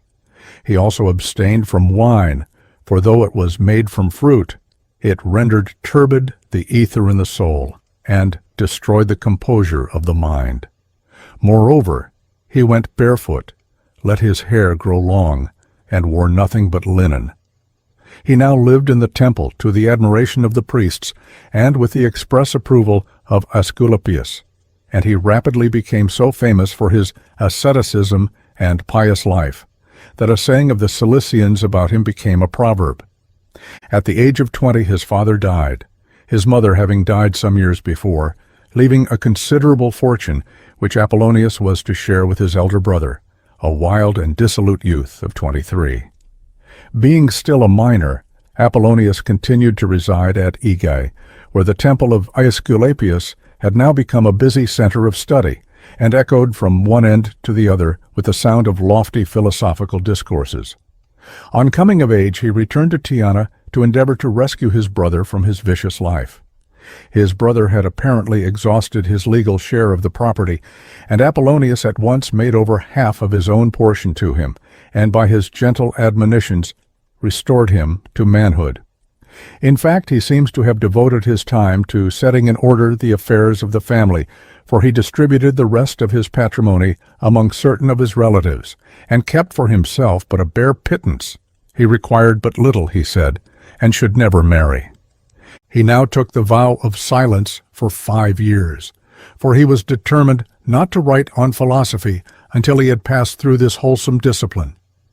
These 5 years were passed mostly in Pamphylia and Cilicia, and though he spent much time in study, he did not immure himself in a community or a monastery, but kept moving about and traveling from city to city. The temptations to break his self-imposed vow were enormous. His strange appearance drew everyone's attention. The laughter-loving populace made the silent philosopher the butt of their unscrupulous wit, and all the protection he had against their scurrility and misconceptions was the dignity of his mien, and the glance of eyes that now could see both past and future. Many a time he was on the verge of bursting out against some exceptional insult or lying gossip, but ever he restrained himself with the words, "Heart, patient be, and thou, my tongue, be still." Yet even this stern repression of the common mode of speech did not prevent his good doing. Even at this early age he had begun to correct abuses. With eyes and hands and motions of the head, he made his meaning understood, and on one occasion at Aspendus in Pamphylia, prevented a serious corn riot by silencing the crowd with his commanding gestures, and then writing what he had to say on his tablet. So far, apparently, Philostratus has been dependent upon the account of Maximus of Ege, or perhaps only up to the time of Apollonius's quitting Ege. There is now a considerable gap in the narrative, and 2 short chapters of vague generalities are all that Philostratus can produce as the record of some 15 or 20 years, until Damas's notes begin. After the 5 years of silence, we find Apollonius at Antioch, but this seems to be only an incident in a long round of travel and work, and it is probable that Philostratus brings Antioch into prominence merely because what little he had learnt of this period of Apollonius's life he picked up in this much-frequented city. Even from Philostratus himself we learn incidentally later on that Apollonius had spent some time among the Arabians and had been instructed by them. And by Arabia we are to understand the country south of Palestine, which was at this period a regular hotbed of mystic communities. The spots he visited were in out-of-the-way places where the spirit of holiness lingered, and not the crowded and disturbed cities, for the subject of his conversation, he said, required men and not people. He spent his time in traveling from one to another of these temples, shrines, and communities, from which we may conclude that there was some kind of common Freemasonry, as it were, among them of the nature of initiation, which opened the door of hospitality to him. But whenever he went, he always held to a certain regular division of the day. At sunrise he practiced certain religious exercises alone, the nature of which he communicated only to those who had passed through the discipline of a 4 years, 5 years, silence. He then conversed with the temple priests or the heads of the community, according as he was staying in a Greek or non-Greek temple with public rites, or in a community with a discipline peculiar to itself apart from the public cult.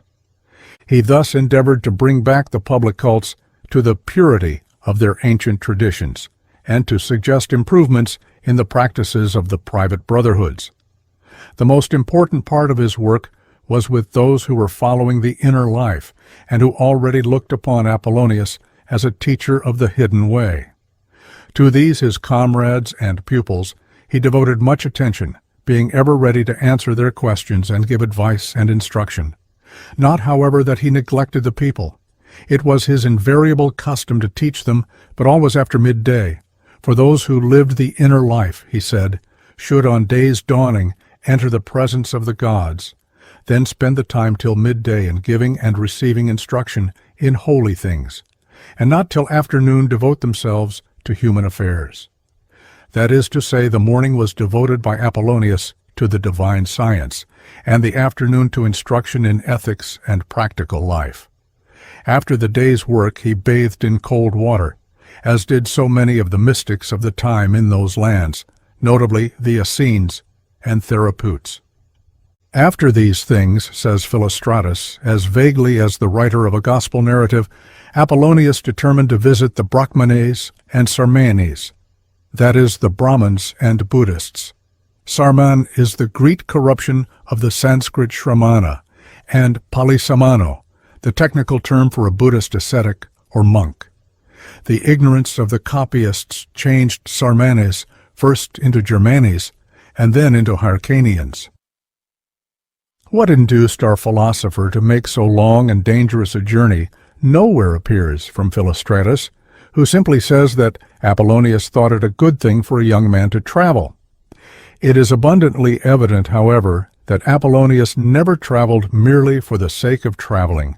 What he does with a distinct purpose. And his guides on this occasion, as he assures his disciples who tried to dissuade him from his endeavor and refused to accompany him, were wisdom and his inner monitor, demon. "Since ye are faint-hearted," says the solitary pilgrim, "I bid you farewell. As for myself, I must go whithersoever wisdom and my inner self may lead me. The gods are my advisers, and I can but rely on their counsels." Section 8. The Travels of Apollonius. And so Apollonius departs from Antioch and journeys on to Ninus, the relic of the once great Nina, or Nineveh. There he meets with Damas, who becomes his constant companion and faithful disciple. "Let us go together," says Damas in words reminding us somewhat of the words of Ruth, "Thou shalt follow God and I thee." From this point, Philostratus professes to base himself to a great extent on the narrative of Damas, and before going further, it is necessary to try to form some estimate of the character of Damas, and discover how far he was admitted to the real confidence of Apollonius. Damas was an enthusiast who loved Apollonius with a passionate affection. He saw in his master almost a divine being, possessed of marvelous powers at which he continually wondered, but which he could never understand. Like Ananda, the favorite disciple of the Buddha and his constant companion, Damas advanced, but slowly, in comprehension of the real nature of spiritual science. He had ever to remain in the outer courts of the temples and communities into whose shrines and inner confidence Apollonius had full access, while he frequently states his ignorance of his master's plans and purposes. The additional fact that he refers to his notes as the crumbs from the feasts of the gods, those feasts of which he could, for the most part, only learn at second hand what little Apollonius thought fit to tell him, and which he doubtless largely misunderstood and clothed in his own imaginings, would further confirm this view if any further confirmation was necessary. But indeed it is very manifest everywhere that Damas was outside the circle of initiation, and this accounts both for his wonder-loving point of view and his general superficiality. Another fact that comes out prominently from the narrative is his timid nature, is continually afraid for himself or for his master, and even towards the end, when Apollonius is imprisoned by Domitian, it requires the phenomenal removal of the fetters before his eyes to assure him that Apollonius is a willing victim. Damas loves and wonders, seizes on unimportant detail and exaggerates it, while he can only report of the really important things what he fancies to have taken place from a few hints of Apollonius. As his story advances, it is true it takes on a soberer tint, but what Damas omits, Philostratus is ever ready to supply from his own store of marvels, if chance offers.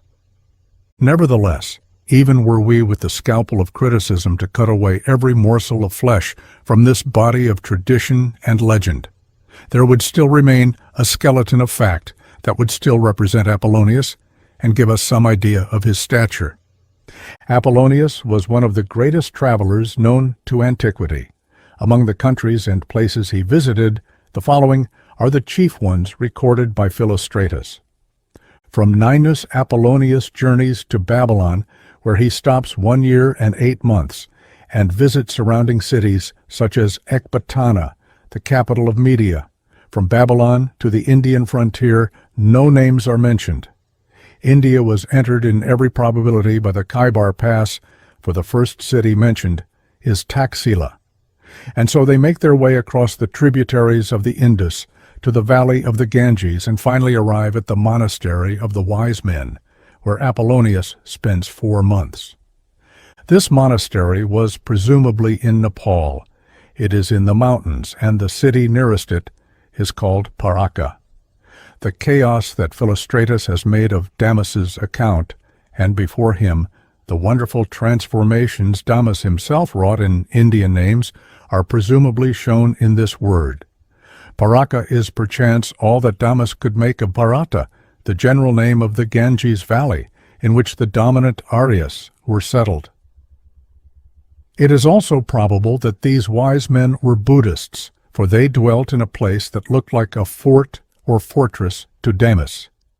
I have little doubt that Philostratus could make nothing out of the geography of India from the names in Damas's diary. They were all unfamiliar to him, so that as soon as he has exhausted the few Greek names known to him from the accounts of the expedition of Alexander, he wanders in the ends of the earth, and can make nothing of it till he picks up our travelers again on their return journey at the mouth of the Indus.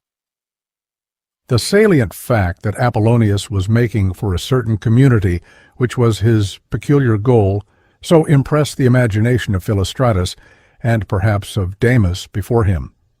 that he has described it as being the only center of the kind in India. Apollonius went to India with a purpose, and returned from it with distinct mission, and perchance his constant inquiries concerning the particular wise men whom he was seeking led Damas to imagine that they alone were the Gymnosophists, the naked philosophers of popular Greek legend, which ignorantly ascribed to all the Hindu ascetics the most striking peculiarity of a very small number. But to return to our itinerary. Philostratus embellishes the account of the voyage from the Indus to the mouth of the Euphrates with the travelers' tales and names of islands and cities he has gleaned from the Indica, which were accessible to him. And so we again return to Babylon and familiar geography with the following itinerary. Babylon, Ninus, Antioch, Seleucia, Cyprus. Thence to Ionia, where he spends some time in Asia Minor, especially at Ephesus, Smyrna, Pergamus, and Troy. Thence Apollonius crosses over to Lesbos and subsequently sails for Athens, where he spends some years in Greece visiting the temples of Hellas, reforming their rites and instructing the priests. We next find him in Crete, and subsequently at Rome in the time of Nero. In AD 66, Nero issued a decree forbidding any philosopher to remain in Rome, and Apollonius set out for Spain, and landed at Gades, the modern Cadiz. He seems to have stayed in Spain only a short time, thence crossed to Africa, and so by sea once more to Sicily, where the principal cities and temples were visited. Thence Apollonius returned to Greece, 4 years having elapsed since his landing at Athens from Lesbos. From Piraeus our philosopher sails for Chios, thence to Rhodes, and so to Alexandria. At Alexandria he spends some time and has several interviews with the future emperor Vespasian. And thence he sets out on a long journey up the Nile so far as Ethiopia, beyond the cataracts, where he visits an interesting community of ascetics called loosely Gymnosophists. On his return to Alexandria, he was summoned by Titus, who had just become emperor, to meet him at Tarsus. After this interview, he appears to have returned to Egypt, for Philostratus speaks vaguely of his spending some time in Lower Egypt, and of visits to the Phoenicians, Cilicians, Ionians, Achaeans, and also to Italy. Now Vespasian was emperor from 69 to 79, and Titus from 79 to 81. As Apollonius's interviews with Vespasian took place shortly before the beginning of that emperor's reign, it is reasonable to conclude that a number of years was spent by our philosopher in his Ethiopian journey, and that therefore Damas's account is a most imperfect one. In 81 Domitian became emperor, and just as Apollonius opposed the follies of Nero, so did he criticize the acts of Domitian. He accordingly became an object of suspicion to the emperor, but instead of keeping away from Rome, he determined to brave the tyrant to his face. Crossing from Egypt to Greece and taking ship at Corinth, he sailed by way of Sicily to Puteoli, and thence to the Tiber mouth, and so to Rome. Here Apollonius was tried and acquitted. Sailing from Puteoli again, Apollonius returned to Greece, where he spent 2 years. Thence once more he crossed over to Ionia at the time of the death of Domitian, visiting Smyrna and Ephesus and other of his favorite haunts. Hereupon he sends away Damas on some pretext to Rome and disappears. That is to say, if it be allowed to speculate, he undertook yet another journey to the place which he loved above all others, the home of the wise men.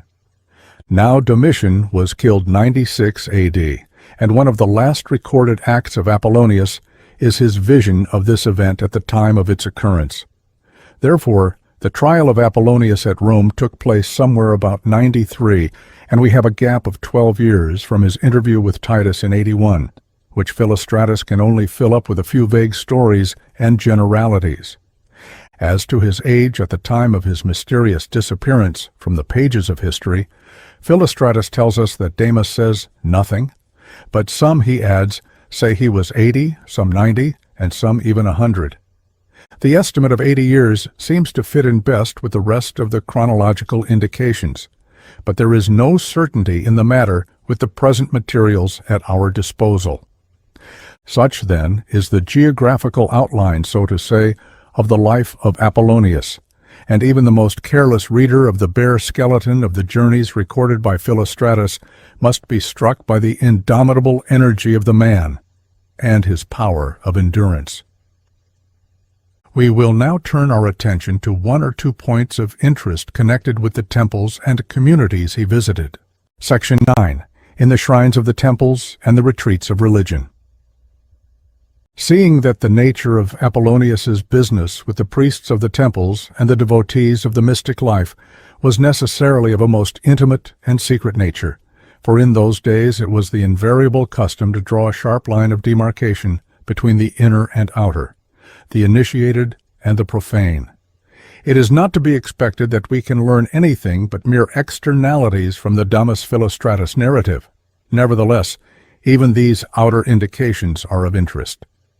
The temple of Aesculapius at Aegi, where Apollonius spent the most impressionable years of his life, was one of innumerable hospitals of Greece, where the healing art was practiced on lines totally different to our present methods. We are at once introduced to an atmosphere laden with psychic influences, to a center whither for centuries patients had flocked to consult the god. In order to do so, it was necessary for them to go through certain preliminary purifications and follow certain rules given by the priests. They then passed the night in the shrine, and in their sleep instructions were given them for their healing. This method, no doubt, was only resorted to when the skill of the priest was exhausted. In any case, the priest must have been deeply versed in the interpretation of these dreams and in their rationale. It is also evident that as Apollonius loved to pass his time in the temple, he must have found there satisfaction for his spiritual needs and instruction in the inner science, though doubtless his own innate powers soon carried him beyond his instructors and marked him out as the favorite of the god. The many cases on record in our own day of patients in trance or some other psychic condition prescribing for themselves will help the student to understand the innumerable possibilities of healing which were in Greece summed up in the personification Aesculapius. Later on, the chief of the Indian sages has a disquisition on Aesculapius and the healing art put into his mouth, where the whole of medicine is said to be dependent upon psychic diagnosis and prescience. Finally, it may be noticed that it was the invariable custom of patients on their recovery to record the fact on an ex voto tablet in the temple, precisely as is done today in Roman Catholic countries. On his way to India, Apollonius saw a good deal of the Magi at Babylon.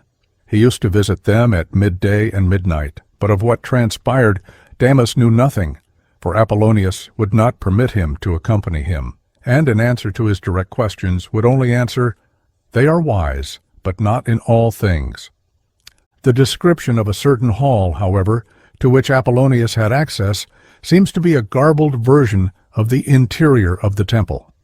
The roof was dome-shaped, and the ceiling was covered with sapphire. In this blue heaven were models of the heavenly bodies, those whom they regard as gods, fashioned in gold, as though moving in the ether. Moreover, from the roof were suspended 4 golden egas, which the Magi call the tongues of the gods. These were winged wheels or spheres connected with the idea of adrasteia, or fate. Their prototypes are described imperfectly in the vision of Ezekiel, and the so-called Hecatine strophulae, or spherulae, used in magical practices, may have been degenerate descendants of these living wheels or spheres of the vital elements. The subject is one of intense interest, but hopelessly incapable of treatment in our present age of skepticism and profound ignorance of the past. The gods who taught our infant humanity higher than that at present evolving on our earth. They gave the impulse, and when the earth children were old enough to stand on their own feet, they withdrew. But the memory of their deeds, and a corrupt and degenerate form of the mysteries they established, has ever lingered in the memory of myth and legend. Seers have caught obscure glimpses of what they taught and how they taught it, and the tradition of the mysteries preserved some memory of it in its symbols and instruments or engines. The egas of the Magi are said to be a relic of this memory. With regard to the Indian sages, it is impossible to make out any consistent story from the fantastic jumble of the Damas Philostratus romance. Damas seems to have confused together a mixture of memories and scraps of gossip without any attempt to distinguish one community or sect from another, and so produced a blurred daub which Philostratus would have us regard as a picture of the hill and a description of its sages. Damas's confused memories, however, have little to do with the actual monastery of its ascetic inhabitants, who were the goal of Apollonius's long journey. What Apollonius heard and saw there, following his invariable custom in such circumstances, he told no one, not even Damas, except what could be derived from the following enigmatical sentence: "I saw men dwelling on the earth, and yet not on it, defended on all sides, yet without any defense, and yet possessed of nothing but what all possess." These words occur in two passages, and in both Philostratus adds that Apollonius wrote and spoke them enigmatically. The meaning of this saying is not difficult to divine. They were on the earth, but not of the earth, for their minds were set on things above. They were protected by their innate spiritual power, of which we have so many instances in Indian literature, and yet they possessed nothing but what all men possess if they would but develop the spiritual part of their being. But this explanation is not simple enough for Philostratus, and so he presses into service all the memories of Damas, or rather travelers' tales about levitation, magical illusions, and the rest. The head of the community is called G.R.S, a totally un-Indian name. The violence done to all foreign names by the Greeks is notorious, and here we have to reckon with an army of ignorant copyists, as well as with Philostratus and Damas. I would suggest that the name may perhaps be a corruption of Arhat. The main burden of Damas's narrative insists on the psychic and spiritual knowledge of the sages. They know what takes place at a distance. They can tell the past and future, and read the past births of men. The messenger sent to meet Apollonius carried what Damas calls a golden anchor, and if this is an authentic fact, it would suggest a forerunner of the Tibetan Dorje, the present degenerate symbol of the rod of power, something like the thunderbolt wielded by Zeus. This would also point to a Buddhist community, though it must be confessed that other indications point equally strongly to Brahmanical customs, such as the caste mark on the forehead of the messenger, the carrying of bamboo staves, danda, letting the hair grow long, and wearing of turbans. But indeed, the whole account is too confused to permit any hope of extracting historical details. Of the nature of Apollonius's visit, we may, however, judge from the following mysterious letter to his hosts. "I came to you by land, and ye have given me the sea. Nay, rather, by sharing with me your wisdom, ye have given me power to travel through heaven. These things will I bring back to the mind of the Greeks, and I will hold converse with you as though ye were present, if it be that I have not drunk of the cup of Tantalus in vain." It is evident from these cryptic sentences that the sea and the cup of Tantalus are identical with the wisdom which had been imparted to Apollonius, the wisdom which he was to bring back once more to the memory of the Greeks. He thus clearly states that he returned from India with a distinct mission and with the means to accomplish it, for not only had he drunk of the ocean of wisdom in that he has learnt the Brahma Vidya from their lips, but he has also learnt how to converse with them, though his body be in Greece and their bodies in India. But such a plain meaning, plain at least to every student of occult nature, was beyond the understanding of Damas or the comprehension of Philostratus. And it is doubtless the mention of the cup of Tantalus in this letter which suggested the inexhaustible loving cup and its connection with the mythical fountains of Bacchus. Damas presses it into service to explain the last phrase in Apollonius's saying about the sages, namely, that they were possessed of nothing but what all possess, which, however, appears elsewhere in a changed form, as possessing nothing, they have the possessions of all men. On returning to Greece, one of the first shrines Apollonius visited was that of Aphrodite at Paphos in Cyprus. The greatest external peculiarity of the Paphian worship of Venus was the representation of the goddess by a mysterious stone symbol. It seems to have been of the size of a human being, but shaped like a pine cone, only of course with a smooth surface. Paphos was apparently the oldest shrine dedicated to Venus in Greece. Its mysteries were very ancient, but not indigenous. They were brought over from the mainland, from what was subsequently Cilicia, in times of remote antiquity. The worship or consultation of the goddess was by means of prayers and the pure flame of fire, and the temple was a great center of divination. Apollonius spent some time here and instructed the priests at length with regard to their sacred rites. In Asia Minor, he was especially pleased with the temple of Aesculapius at Pergamus. He healed many of the patients there and gave instruction in the proper method to adopt in order to procure reliable results by means of the prescriptive dreams. At Troy, we are told, Apollonius spent a night alone at the tomb of Achilles, in former days one of the spots of greatest popular sanctity in Greece. Why he did so does not transpire, for the fantastic conversation with the shade of the hero reported by Philostratus seems to be devoid of any element of likelihood. As, however, Apollonius made it his business to visit Thessaly shortly afterwards expressly to urge the Thessalians to renew the old accustomed rites to the hero, we may suppose that it formed part of his great effort to restore and purify the old institution of Hellas, so that, the accustomed channels being freed, the life might flow more healthily in the national body. Rumor would also have it that Achilles had told Apollonius where he would find the statue of the hero Palamedes on the coast of Aeolia. Apollonius accordingly restored the statue, and Philostratus tells us he had seen it with his own eyes on the spot. Now, this would be a matter of very little interest were it not that a great deal is made of Palamedes elsewhere in Philostratus's narrative. What it all means is difficult to say with Adamus and Philostratus as interpreters between ourselves and the silent and enigmatical Apollonius. Palamedes was one of the heroes before Troy, who was fabled to have invented letters or to have completed the alphabet of Cadmus. Now, from two obscure sayings, we glean that our philosopher looked upon Palamedes as the philosopher hero of the Trojan period, although Homer says hardly a word about him.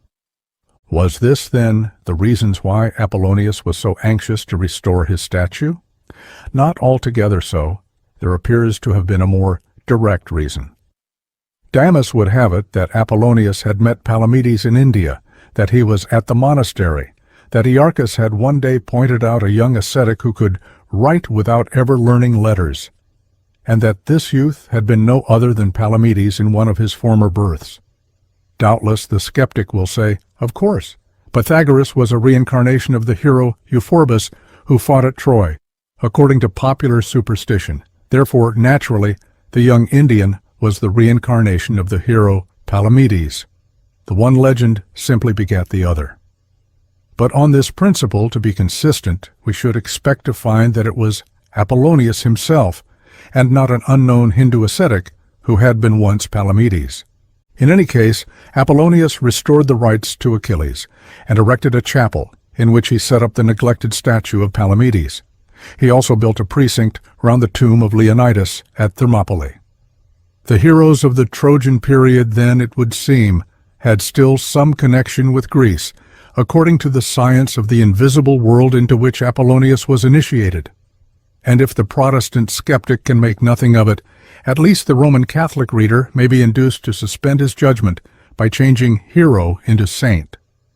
Can it be possible that the attention which Apollonius bestowed upon the graves and funeral monuments of the mighty dead of Greece may have been inspired by the circle of ideas which led to the erection of the innumerable dagobas and stupas in Buddhist lands, originally over the relics of the Buddha, and the subsequent preservation of relics of arhats and great teachers? At Lesbos, Apollonius visited the ancient temple of the Orphic Mysteries, which in early years had been a great center of prophecy and divination. Here also he was privileged to enter the inner shrine, or aditum. The Tyanean arrived in Athens at the time of the Eleusinian Mysteries, and in spite of the festival and rites, not only the people, but also the candidates flocked to meet him to the neglect of their religious duties. Apollonius rebuked them, and himself joined in the necessary preliminary rites, and presented himself for initiation. It may perhaps surprise the reader to hear that Apollonius, who had already been initiated into higher privileges than Eleusis could afford, should present himself for initiation. But the reason is not far to seek. The Eleusinians constituted one of the intermediate organizations between the popular cults and the genuine inner circles of instruction. They preserved one of the traditions of the inner way, even if their officers for the time being had forgotten what their predecessors had once known. To restore these ancient rites to their purity, or to utilize them for their original object, it was necessary to enter within the precincts of the institution. Nothing could be effected from outside.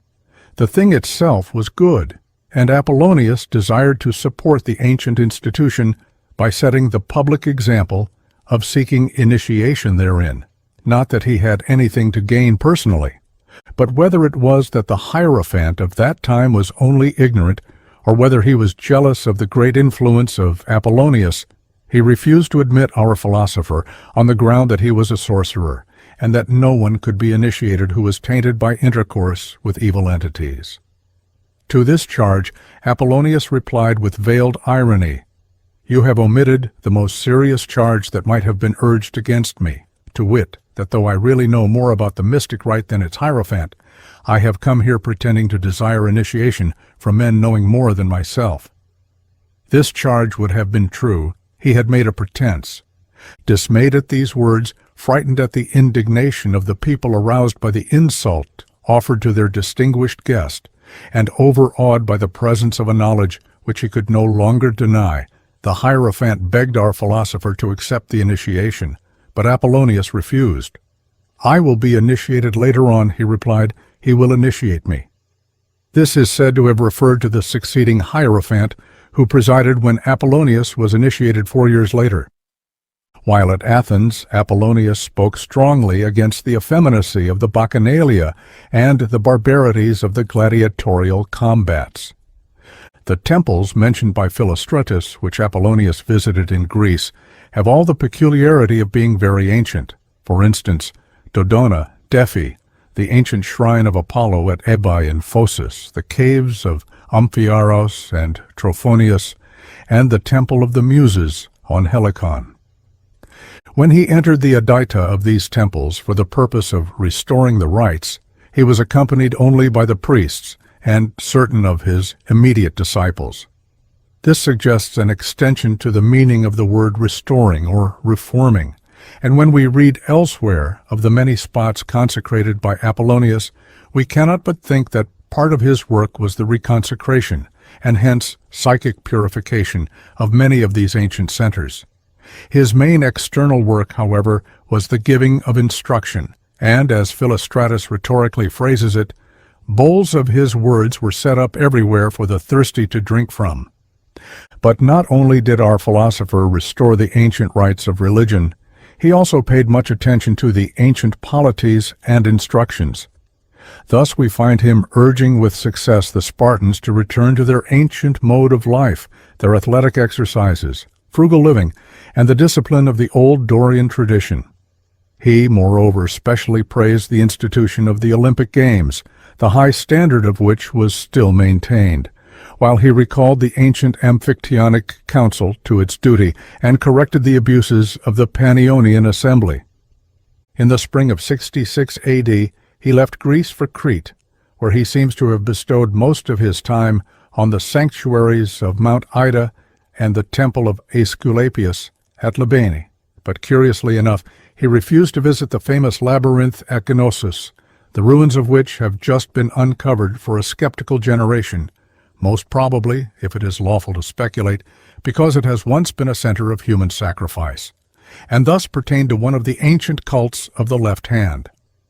In Rome, Apollonius continued his work of reforming the temples, and this with the full sanction of the Pontifex Maximus Telesinus, one of the consuls for the year 66 AD, who was also a philosopher and a deep student of religion. But his stay in the imperial city was speedily cut short, for in October, Nero crowned his persecution of the philosophers by publishing a decree of banishment against them from Rome, and both Telesinus and Apollonius had to leave Italy. We next find him in Spain, making his headquarters in the Temple of Hercules at Cadiz on his return to Greece by way of Africa and Sicily, where he spent some time and visited Etna. He passed the winter of 67 AD at Eleusis, living in the temple, and in the spring of the following year sailed for Alexandria, spending some time on the way at Rhodes. The city of philosophy and eclecticism par excellence received him with open arms as an old friend. But to reform the public cults of Egypt was a far more difficult task than any he had previously attempted. His presence in the temple of Serapis, commanded universal respect. Everything about him and every word he uttered seemed to breathe an atmosphere of wisdom and of something divine.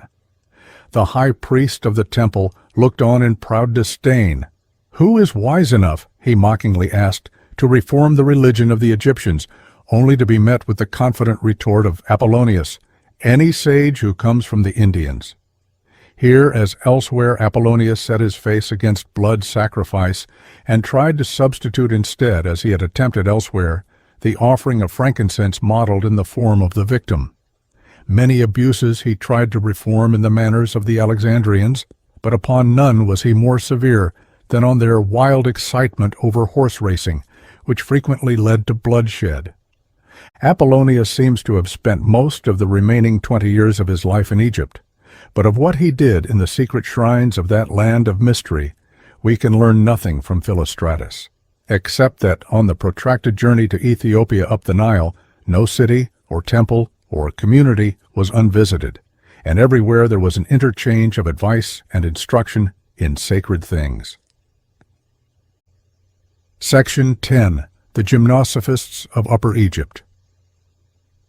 We now come to Apollonius's visit to the Gymnosophists in Ethiopia, which, though the artistic and literary goal of Apollonius's journey in Egypt, as elaborated by Philostratus, is only a single incident in the real history of the unrecorded life of our mysterious philosopher in that ancient land. Had Philostratus devoted a chapter or two to the nature of the practices, discipline and doctrines of the innumerable ascetic and mystic communities that honeycombed Egypt and adjacent lands in those days, he would have earned the boundless gratitude of students of the origins. But of all this he has no word, and yet he would have us believe that Damas's reminiscences were an orderly series of notes of what actually happened. But in all things it is very apparent that Damas was rather a compagnon de voyage than an initiated pupil. Who then were these mysterious Gymnosophists, as they are usually called, and whence their name? Damas calls them simply the naked, and it is very clear that the term is not to be understood as merely physically naked. Indeed, neither to the Indians nor to these ascetics of uppermost Egypt can the term be applied with appropriateness in its purely physical meaning, as is apparent from the descriptions of Damas and Philostratus. A chance sentence that falls from the lips of one of these ascetics in giving the story of his life affords us a clue to the real meaning of the term. At the age of 14, he tells Apollonius, "I resigned my patrimony to those who desired such things, and naked I sought the naked," however, usually means lightly clad, as, for instance, when a man is said to plow naked, that is, with only one garment. And this is evident from the comparison made between the costume of the Gymnosophists and that of people in the hot weather at Athens. This is the very same diction that Philo uses about the Therapeut communities, which he declares were very numerous in every province of Egypt and scattered in all lands. We are not, however, to suppose that these communities were all of the same nature. It is true that Philo tries to make out that the most pious and the chief of all of them was his particular community on the southern shore of Lake Moeris, which was strongly Semitic, if not orthodoxly Jewish. And for Philo, any community with a Jewish atmosphere must naturally have been the best. The peculiarity and main interest of our community, which was at the other end of the land above the cataracts, was that it had had some remote connection with India. The community is called a frontisterion in the sense of a place for meditation, a term used by ecclesiastical writers for a monastery, but best known to classical students from the humorous use made of it by Aristophanes, who in the Clouds calls the school of Socrates a frontisterion, or thinking shop. The collection of monasteria, presumably caves, shrines, or cells, was situated on a hill or rising ground not far from the Nile. They were all separated from one another, dotted about the hill, and ingeniously arranged. There was hardly a tree in the place, with the exception of a single group of palms under whose shade they held their general meetings. It is difficult to gather from the set speeches put into the mouths of the head of the community and Apollonius any precise details as to the mode of life of these ascetics, beyond the general indications of an existence of great toil and physical hardship, which they considered the only means of gaining wisdom. What the nature of their cult was, if they had one, we are not told, except that at midday the naked retired to their monasteria. The whole tendency of Apollonius's arguments, however, is to remind the community of its Eastern origin and its former connection with India, which it seems to have forgotten. The communities of this particular kind in southern Egypt and northern Ethiopia dated back presumably some centuries, and some of them may have been remotely Buddhist, for one of the younger members of our community who left it to follow Apollonius says that he came to join it from the enthusiastic account of the wisdom of the Indians brought back by his father, who has been certain of a vessel trading to the east.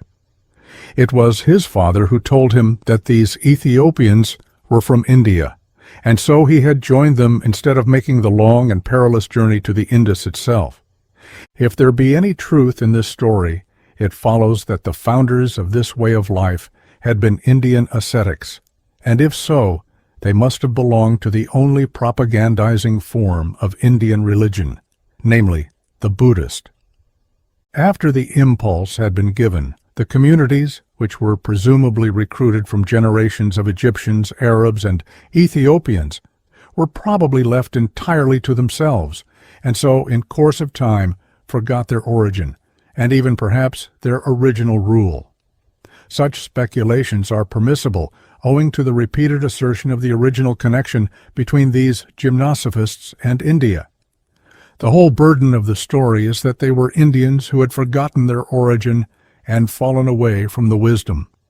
The last incident that Philostratus records with regard to Apollonius among the shrines and temples is a visit to the famous and very ancient oracle of Trophonius near Lebedia in Boeotia. Apollonius is said to have spent 7 days alone in this mysterious cave, and to have returned with a book full of questions and answers on the subject of philosophy. This book was still, in the time of Philostratus, in the palace of Hadrian at Antium, together with a number of letters of Apollonius, and many people used to visit Antium for the special purpose of seeing it.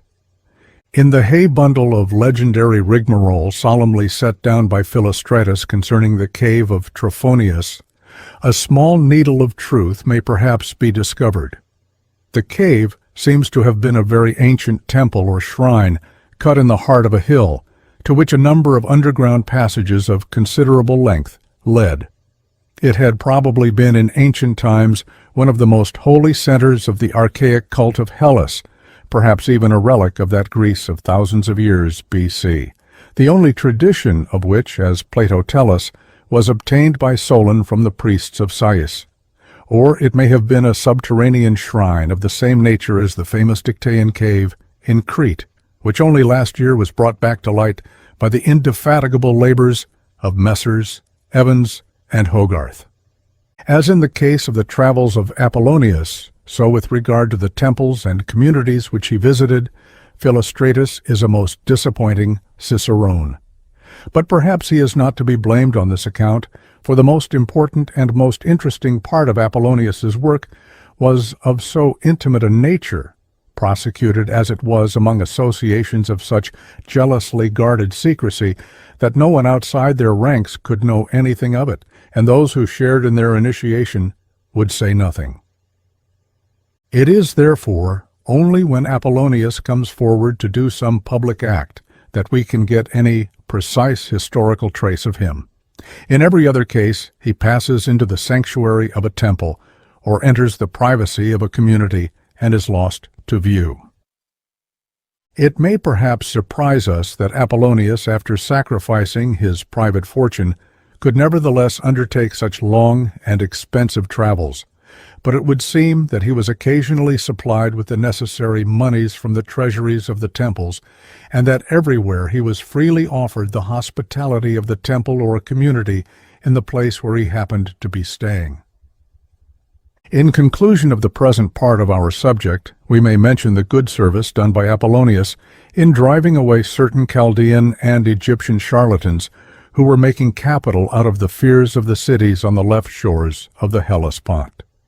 These cities had suffered severely from shocks of earthquake, and in their panic placed large sums of money in the hands of these adventurers who trafficked in the misfortune of others, in order that they perform propitiatory rites. This taking money for the giving instruction in the sacred science or for the performance of sacred rites was the most detestable of crimes to all the true philosophers. Section 11. Apollonius and the rulers of the empire.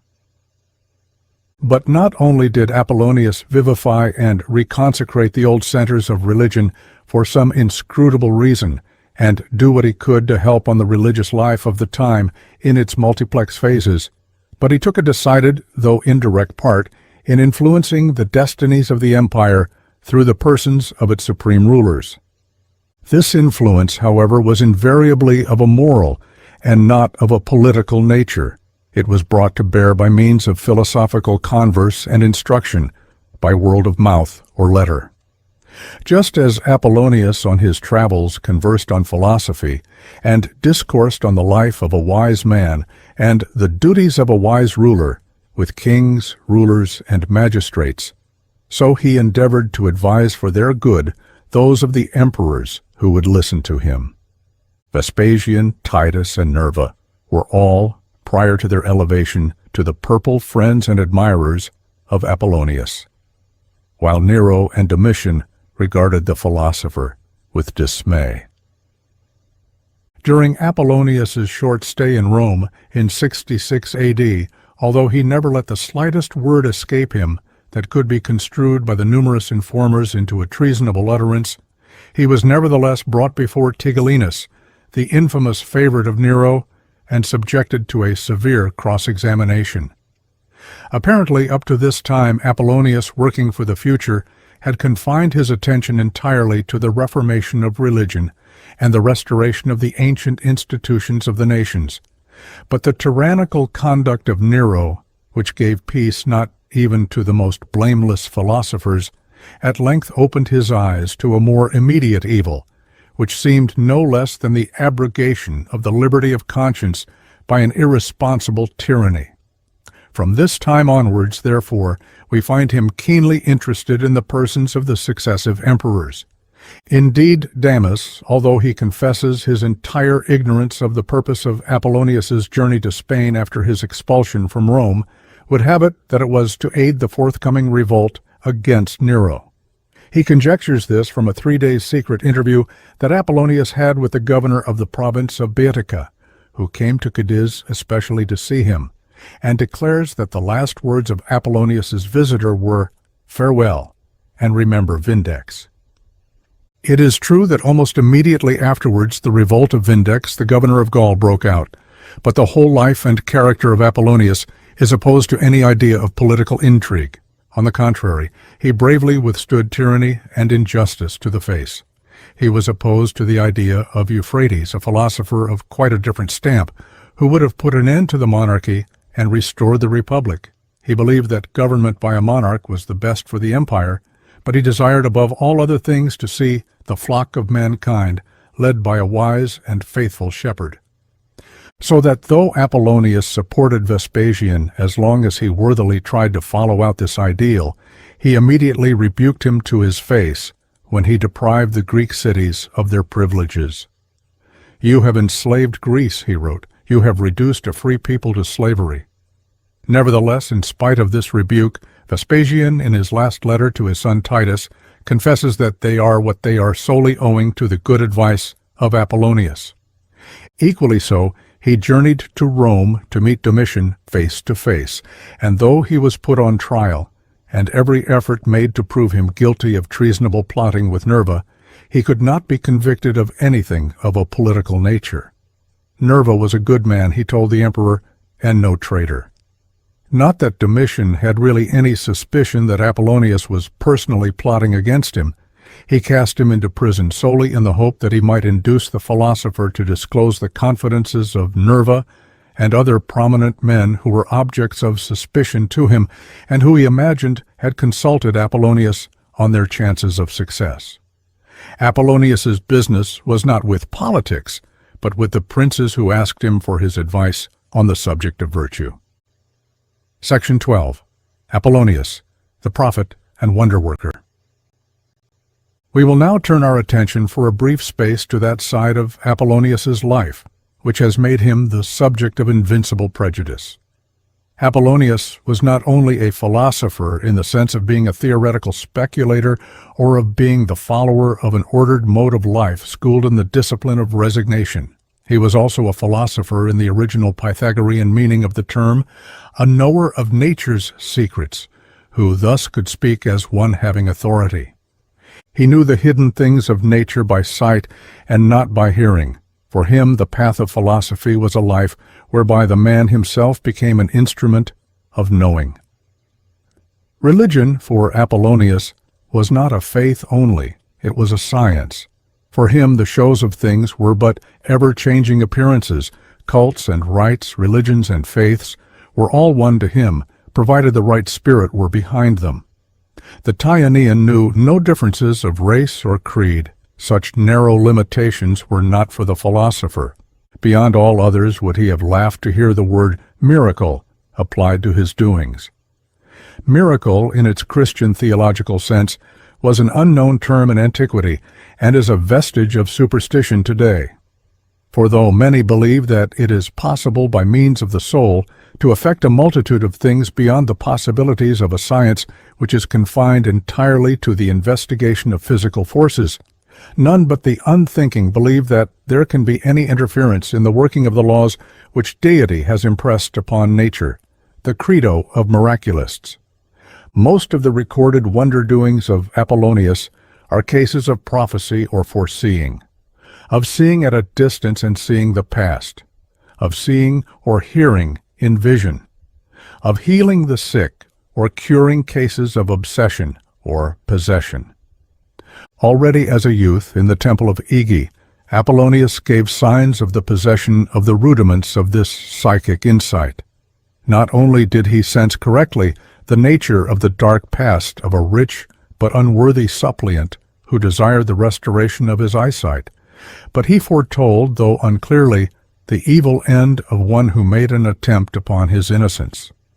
On meeting with Damis, his future faithful henchman volunteered his services for the long journey to India on the ground that he knew the languages of several of the countries through which they had to pass. "But I understand them all, though I have learned none of them," answered Apollonius in his usual enigmatical fashion, and added, "Marvel not that I know all the tongues of men, for I know even what they never say." And by this he meant simply that he could read men's thoughts, not that he could speak all languages.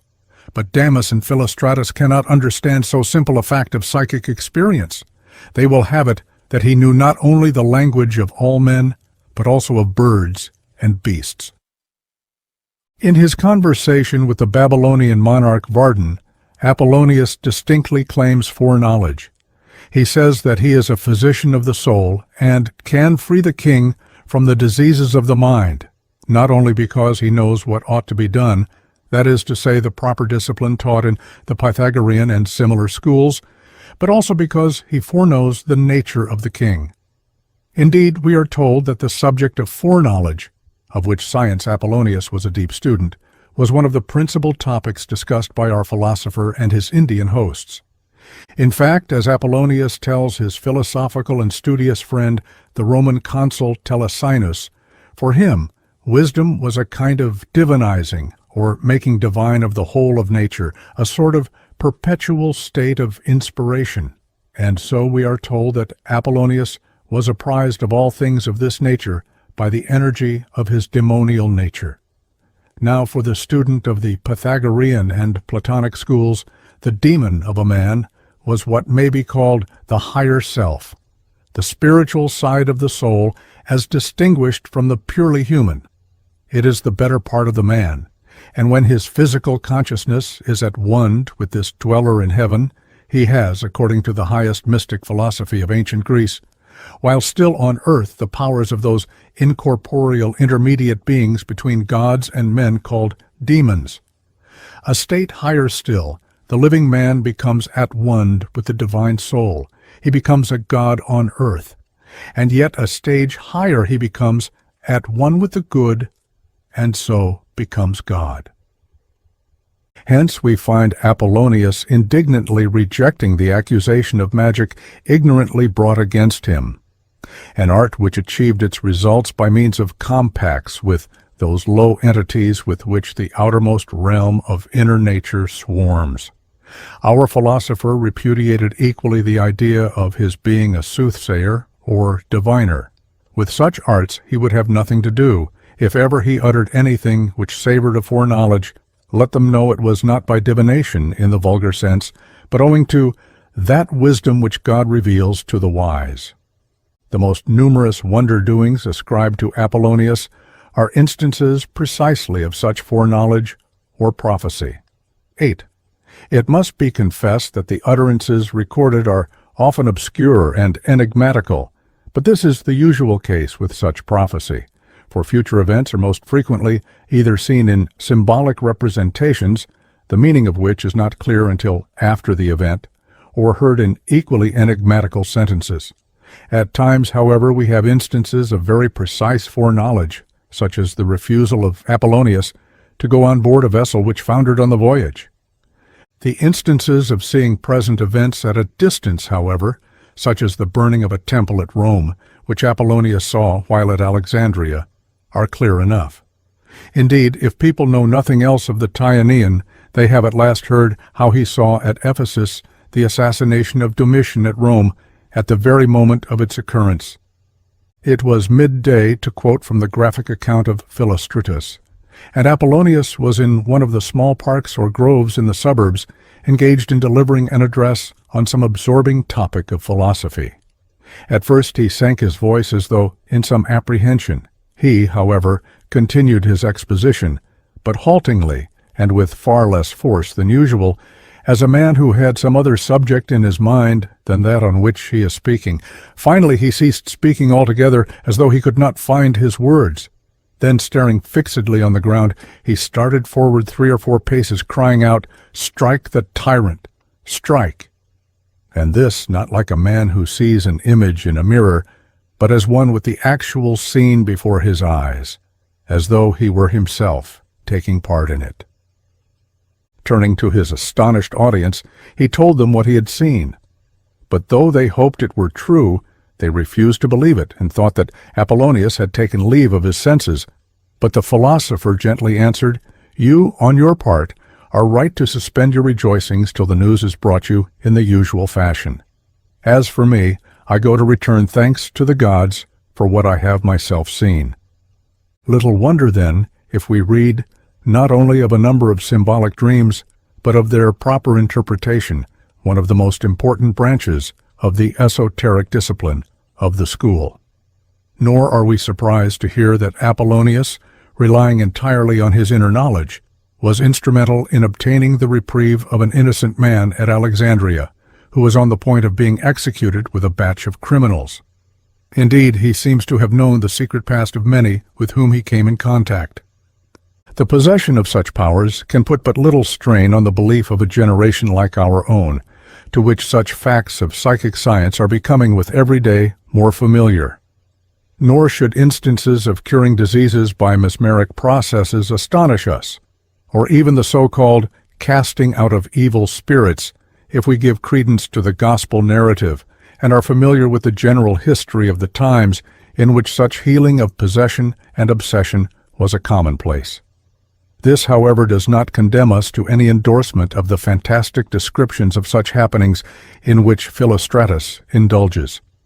If it be credible that Apollonius was successful in dealing with obscure mental cases of obsession and possession, with which our hospitals and asylums are filled today, and which are, for the most part, beyond the skill of official science, owing to its ignorance of the real agencies at work, it is equally evident that Damis and Philostratus had little understanding of the matter, and have given full rein to their imagination in their narratives. Perhaps, however, Philostratus in some instances is only repeating popular legend, the best case of which is the curing of the plague at Ephesus, which the Tyanian had foretold on so many occasions.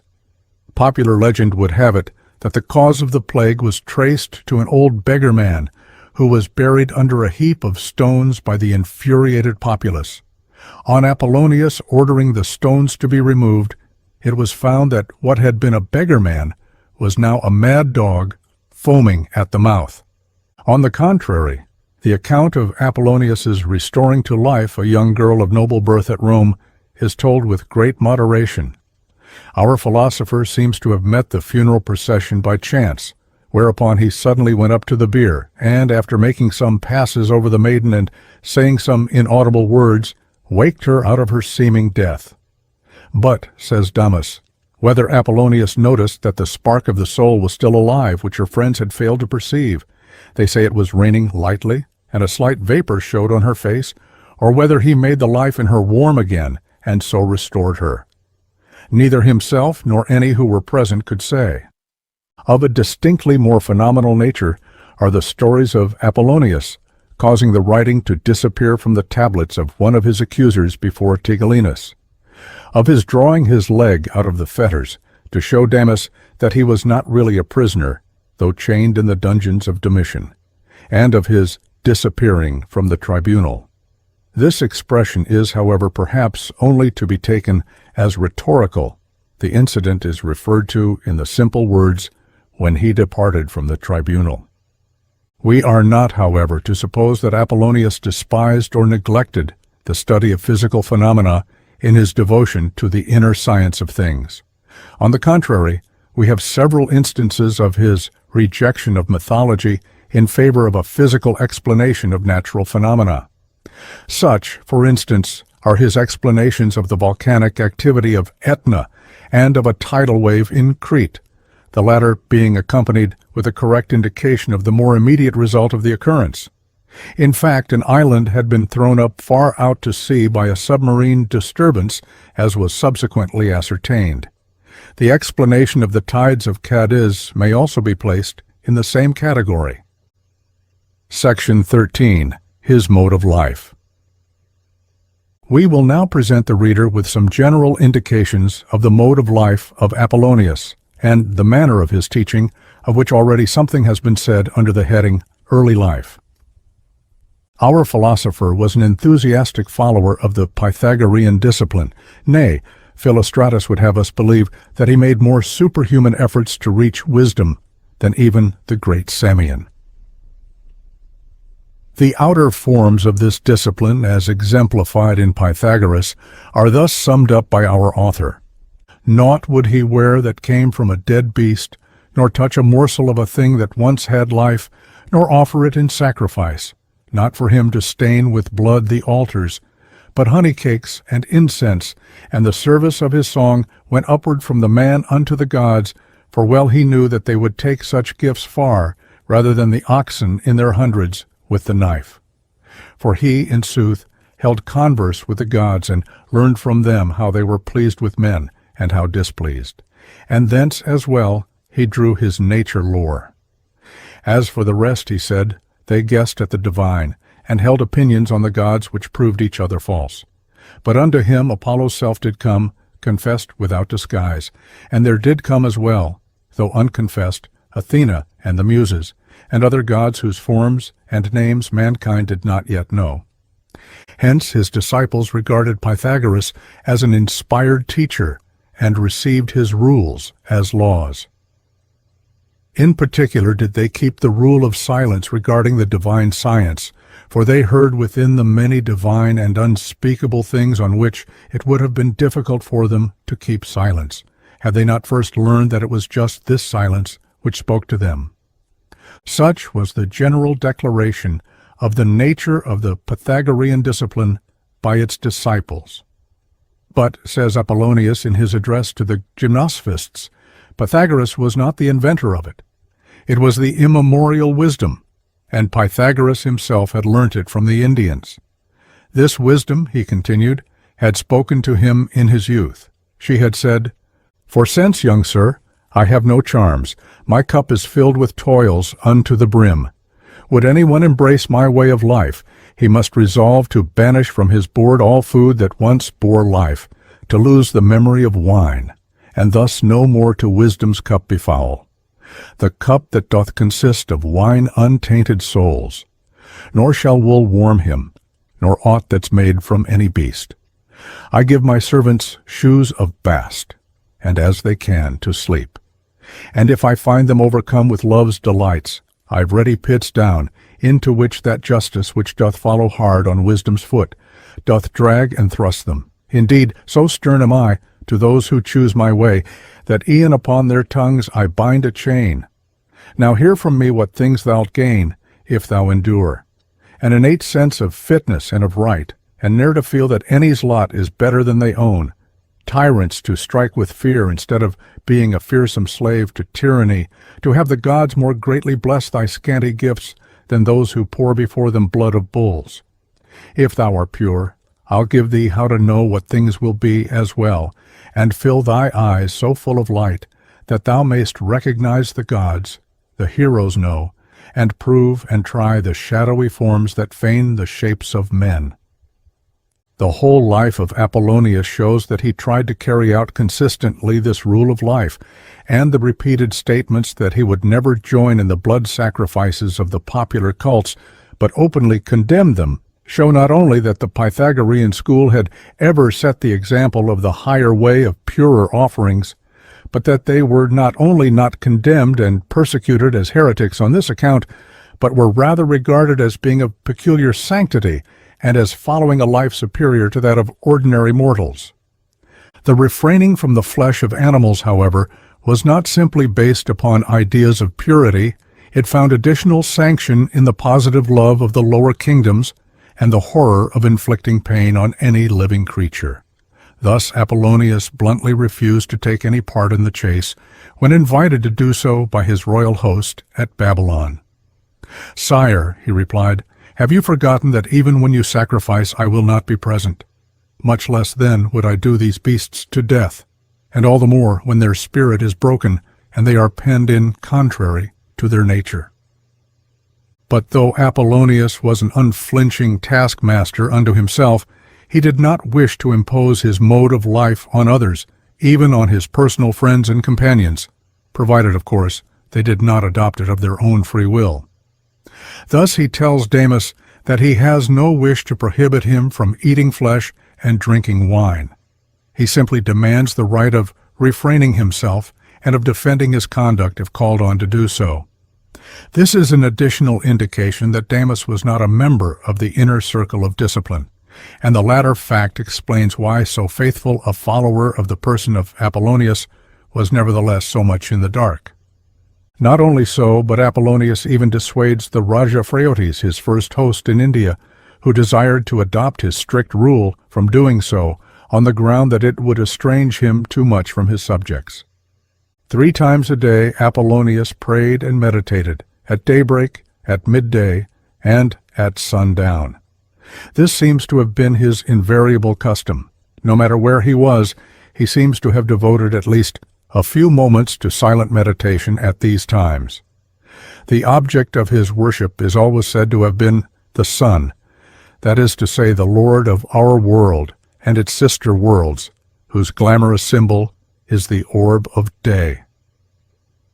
We have already seen in the short sketch devoted to his early life how he divided the day and portioned out his time among his different classes of hearers and inquirers.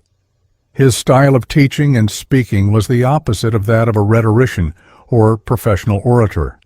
There was no art in his sentences, no striving after effect, no affectation, but he spoke as from a tripod, with such words as, I know, methinks, why do ye, ye should know. His sentences were short and compact, and his words carried conviction with them, and fitted the facts. His task, he declared, was no longer to seek and to question, as he had done in his youth, but to teach what he knew. He did not use the dialectic of the Socratic school, but would have his hearers turn from all else and give ear to the inner voice of philosophy alone. He drew his illustrations from any chance occurrence or homely happening, and pressed all into service for the improvement of his listeners. When put on his trial, he would make no preparation for his defense. He had lived his life as it came from day to day, prepared for death, and would continue to do so. Moreover, it was now his deliberate choice to challenge death in the cause of philosophy, and so to his old friend's repeated solicitations to prepare his defense, he replied, Damus, you seem to lose your wits in face of death, though you have been so long with me, and I have loved philosophy e'en from my youth. I thought that you were both yourself prepared for death, and knew full well my generalship in this. For just as warriors in the field have need not only of good courage, but also of that generalship which tells them when to fight, so too must they who wisdom love make careful study of good times to die, that they may choose the best and not be done to death all unprepared. That I have chosen best and picked the moment which suits wisdom best to give death battle. If so it be that anyone should wish to slay me, I be proved to other friends when you are by, nor ever cease to teach you it alone. The above are some few indications of how our philosopher lived, in fear of nothing but disloyalty to his high ideal. We will now make mention of some of his more personal traits, and of some of the names of his followers. Section 14. Himself and his circle. Apollonius is said to have been very beautiful to look upon, but beyond this we have no very definite description of his person. His manner was ever mild and gentle and modest, and in this, says Damas, he was more like an Indian than a Greek, yet occasionally he burst out indignantly against some special enormity. His mood was often pensive, and when not speaking he would remain for long plunged in deep thought, during which his eyes were steadfastly fixed on the ground. Though, as we have seen, he was inflexibly stern with himself, he was ever ready to make excuses for others. If, on the one hand, he praised the courage of those few who remained with him at Rome, on the other he refused to blame for their cowardice the many who had fled. Nor was his gentleness shown simply by abstention from blame. He was ever active in positive deeds of compassion. One of his little peculiarities was a liking to be addressed as Tyanean, but why this was so we are not told. It can hardly have been that Apollonius was particularly proud of his birthplace, for even though he was a great lover of Greece, so that at times you would call him an enthusiastic patriot, his love for other countries was quite as pronounced. Apollonius was a citizen of the world, if there has ever been one, into whose speech the word native land did not enter, and a priest of universal religion in whose vocabulary the word sect did not exist. In spite of his extremely ascetic life, he was a man of strong physique, so that even when he has reached the ripe age of 80 years, we are told, he was sound and healthy in every limb and organ, upright and perfectly formed. There was also a certain indefinite charm about him that made him more pleasant to look upon than even the freshness of youth, and this even though his face was furrowed with wrinkles, just as the statues in the Temple of Tyana represented him in the time of Philostratus. In fact, says his rhetorical biographer, reports sang higher praises over the charm of Apollonius in his old age than over the beauty of Alcibiades in his youth. In brief, our philosopher seems to have been of a most charming presence and lovable disposition, nor was his absolute devotion to philosophy of the nature of the hermit ideal, for he passed his life among men. What wonder, then, that he attracted to himself many followers and disciples? It would have been interesting if Philostratus had told us more about these Apollonians, as they were called, and whether they constituted a distinct school, or whether they were grouped together in communities on the Pythagorean model, or whether they were simply independent students attracted to the most commanding personality of the times in the domain of philosophy. It is, however, certain that many of them wore the same dress as himself and followed his mode of life. Repeated mention is also made of their accompanying Apollonius on his travels, sometimes as many as 10 of them at the same time, but none of them were allowed to address others until they had fulfilled the vow of silence. The most distinguished of his followers were Musonius, who was considered the greatest philosopher of the time after the Tyanean, and who was the special victim of Nero's tyranny, and Demetrius, who loved Apollonius. These names are well known to history. Of names otherwise unknown are the Egyptian Dioscorides, who was left behind owing to weak health on the long journey to Ethiopia, Menippus, whom he had freed from an obsession, Phytamus and Nilus, who joined him from Gymnosophists, and of course Damas, who would have us think that he was always with him from the time of their meeting at Ninus. On the whole, we are inclined to think that Apollonius did not establish any fresh organization. He made use of those already existing, and his disciples were those who were attracted to him personally by an overmastering affection which could only be satisfied by being continually near him. This much seems certain, that he trained no one to carry on his task. He came and went, helping and illuminating, but he handed on no tradition of a definite line, and founded no school to be continued by successors. Even to his ever-faithful companion, when bidding him farewell for what he knew would be the last time for Damas on earth, he had no word to say about the work to which he had devoted his life, but which Damas had never understood. His last words were for Damas alone, for the man who had loved him, but who had never known him. It was a promise to come to him if he needed help.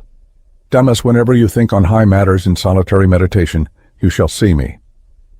We will next turn our attention to a consideration of some of the sayings ascribed to Apollonius and the speeches put into his mouth by Philostratus. The shorter sayings are in all probability authentically traditional, but the speeches are, for the most part, manifestly the artistic working up of the rough notes of Damis. In fact, they are definitely declared to be so, but they are none the less interesting on this account, and for two reasons. In the first place, they honestly avow their nature and make no claim of inspiration.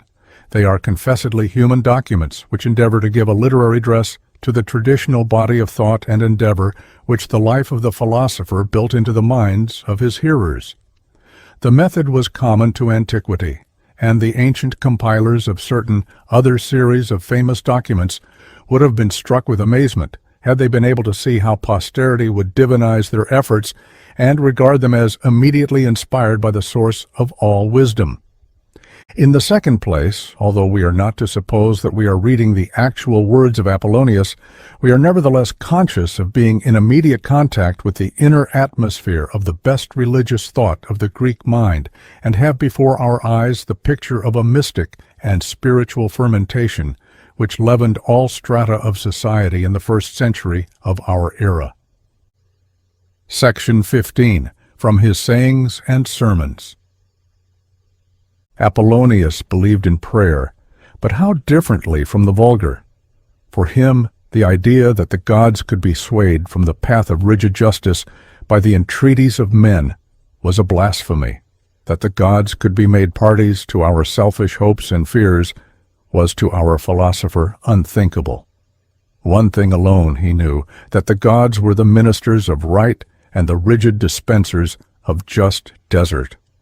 The common belief which has persisted to our own day, that God can be swayed from his purpose, that compacts could be made with him or with his ministers, was entirely abhorrent to Apollonius. Beings with whom such pacts could be made, who could be swayed and turned, were not gods but less than men. And so we find Apollonius as a youth conversing with one of the priests of Aesculapius as follows. Since then the gods know all things, I think that one who enters the temple with a right conscience within him should pray thus, Give me, ye gods, what is my due. And thus again on his long journey to India he prayed at Babylon, God of the sun, send thou me o'er the earth, so far as e'er it is good for thee and me, and may I come to know the good, and never know the bad, nor they know me. One of his most general prayers, Damas tells us, was to this effect, Grant me, ye gods, to have little and need naught. When you enter the temples, for what do you pray? Asked the Pontifex Maximus Telesinus of our philosopher.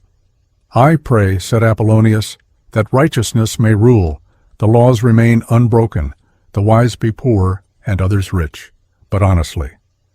The belief of the philosopher in the grand ideal of having nothing and yet possessing all things is exemplified by his reply to the officer who asked him how he dared enter the dominions of Babylon without permission.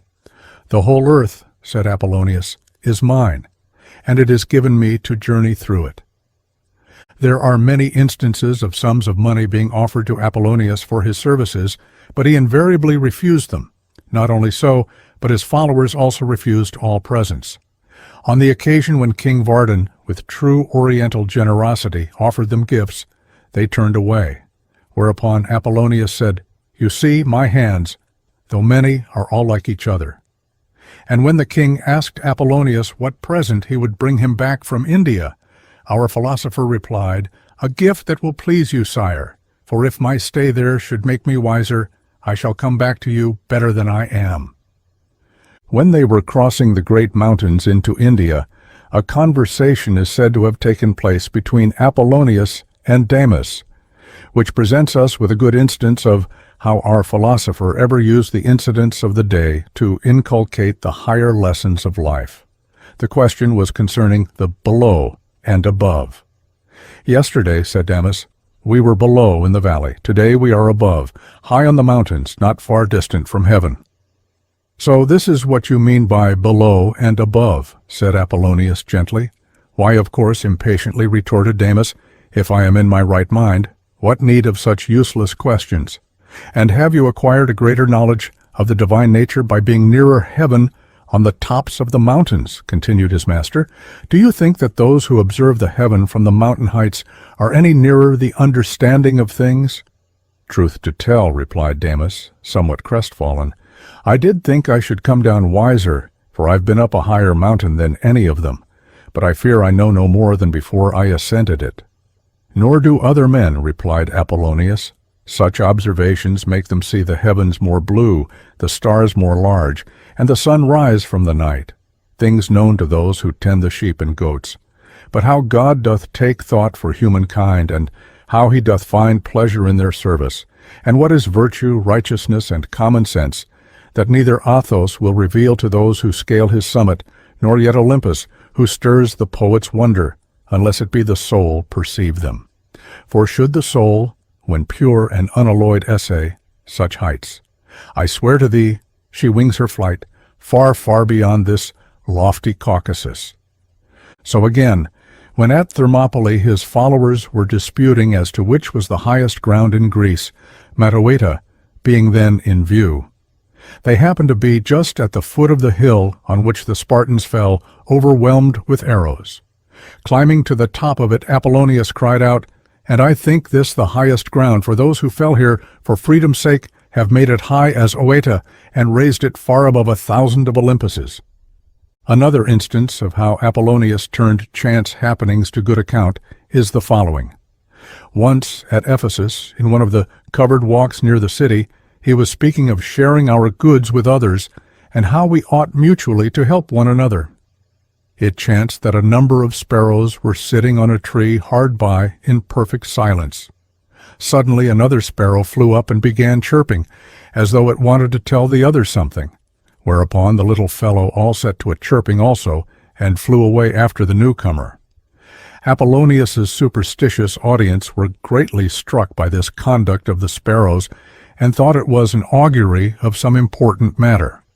But the philosopher continued with his sermon. "The sparrow," he said, "has invited his friends to a banquet. A boy slipped down in a lane hard by and spilt some corn he was carrying in a bowl. He picked up most of it and went away. The little sparrow, chancing on the scattered grains, immediately flew off to invite his friends to the feast. Thereon, most of the crowd went off at a run to see if it were true, and when they came back shouting, and all agog with wonderment, the philosopher continued, "Ye see what care the sparrows take of one another, and how happy they are to share their goods. And yet we men do not approve. Nay, if we see a man sharing his goods with other men, we call it wastefulness, extravagance, and by such names, and dub the men to whom he gives a share, fawners and parasites. What then is left to us, except to shut us up at home like fattening birds, and gorge our bellies in the dark until we burst with fat?" On another occasion, at Smyrna, Apollonius, seeing a ship getting under way, used the occasion for teaching the people the lesson of cooperation. "Behold the vessel's crew," he said. "How some have manned the boats, some raise the anchors up and make them fast, some set the sails to catch the wind, how others yet again look out at bow and stern. But if a single man should fail to do a single one of these his duties, or bungle in his seamanship, their sailing will be bad, and they will have the storm among them. But if they strive in rivalry each with the other, their only strife being that no man shall seem worse than his mates, fair havens shall there be for such a ship, and all good weather and fair voyage crowd in upon it." Again, on another occasion, at Rhodes, Damis asked him if he thought anything greater than the famous Colossus. "I do," replied Apollonius, "the man who walks in wisdom's guileless paths that give us health." There is also a number of instances of witty or sarcastic answers reported of our philosopher, and indeed, in spite of his generally grave mood, he not unfrequently rallied his hearers, and sometimes, if we may say so, chaffed the foolishness out of them. Even in times of great danger this characteristic shows itself. A good instance is his answer to the dangerous question of Tigellinus, "What think you of Nero?" "I think better of him than you do," retorted Apollonius, "for you think he ought to sing, and I think he ought to keep silence." So again his reproof to a young Croesus of the period is as witty as it is wise. "Young sir," he said, "methinks it is not you who own your house, but your house you." Of the same style also is his answer to a glutton who boasted of his gluttony. He copied Hercules, he said, who was as famous for the food he ate as for his labors. "Yes," said Apollonius, "for he was Hercules. But you, what virtue have you, midden heap? Your only claim to notice is your chance of being burst." But to turn to more serious occasions. In answer to Vespasian's earnest prayer, "Teach me what should a good king do?" Apollonius is said to have replied somewhat in the following words: "You ask me what cannot be taught. For kingship is the greatest thing within a mortal's reach. It is not taught. Yet will I tell you what if you will do well. Count not that wealth which is stored up, in what is this superior to the sand haphazard heaped, nor that which comes from men to groan beneath taxation's heavy weight, for gold that comes from tears is base and black. You'll use wealth best of any king, if you supply the needs of those in want, and make their wealth secure for those with many goods.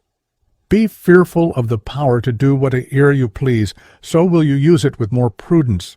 Do not lop off the ears of corn that show beyond the rest and raise their heads, for Aristotle is not just in this, but rather weed their disaffection out like tares from corn, and show yourself a fear to stirrers up of strife, not in I punish you, but in I will do so. Submit yourself to law, O prince, for you will make the laws with greater wisdom if you do not despise the law yourself. Pay reverence more than ever to the gods. Great are the gifts you have received from them, and for great things you pray. In what concerns the state, act as a king. In what concerns yourself, act as a private man. And so on, much in the same strain, all good advice in showing a deep knowledge of human affairs. And if we are to suppose that this is merely a rhetorical exercise of Philostratus, and not based on the substance of what Apollonius said, then we must have a higher opinion of the rhetorician than the rest of his writings warrant. There is an exceedingly interesting Socratic dialogue between Thespesian, the abbot of the Gymnosophist community, and Apollonius on the comparative merits of the Greek and Egyptian ways of representing the gods. It runs somewhat as follows. "What, are we to think," said Thespesian, "that the Pheidiases and Praxiteles went up to heaven and took impressions of the forms of the gods and so made an art of them? Or was it something else that set them a-modeling?" "Yes, something else," said Apollonius, "something pregnant with wisdom." "What was that? Surely you cannot say it was anything else but imitation."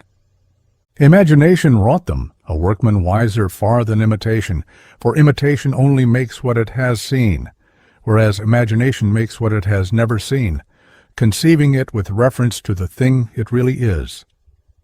Imagination, says Apollonius, is one of the most potent faculties, for it enables us to reach nearer to realities.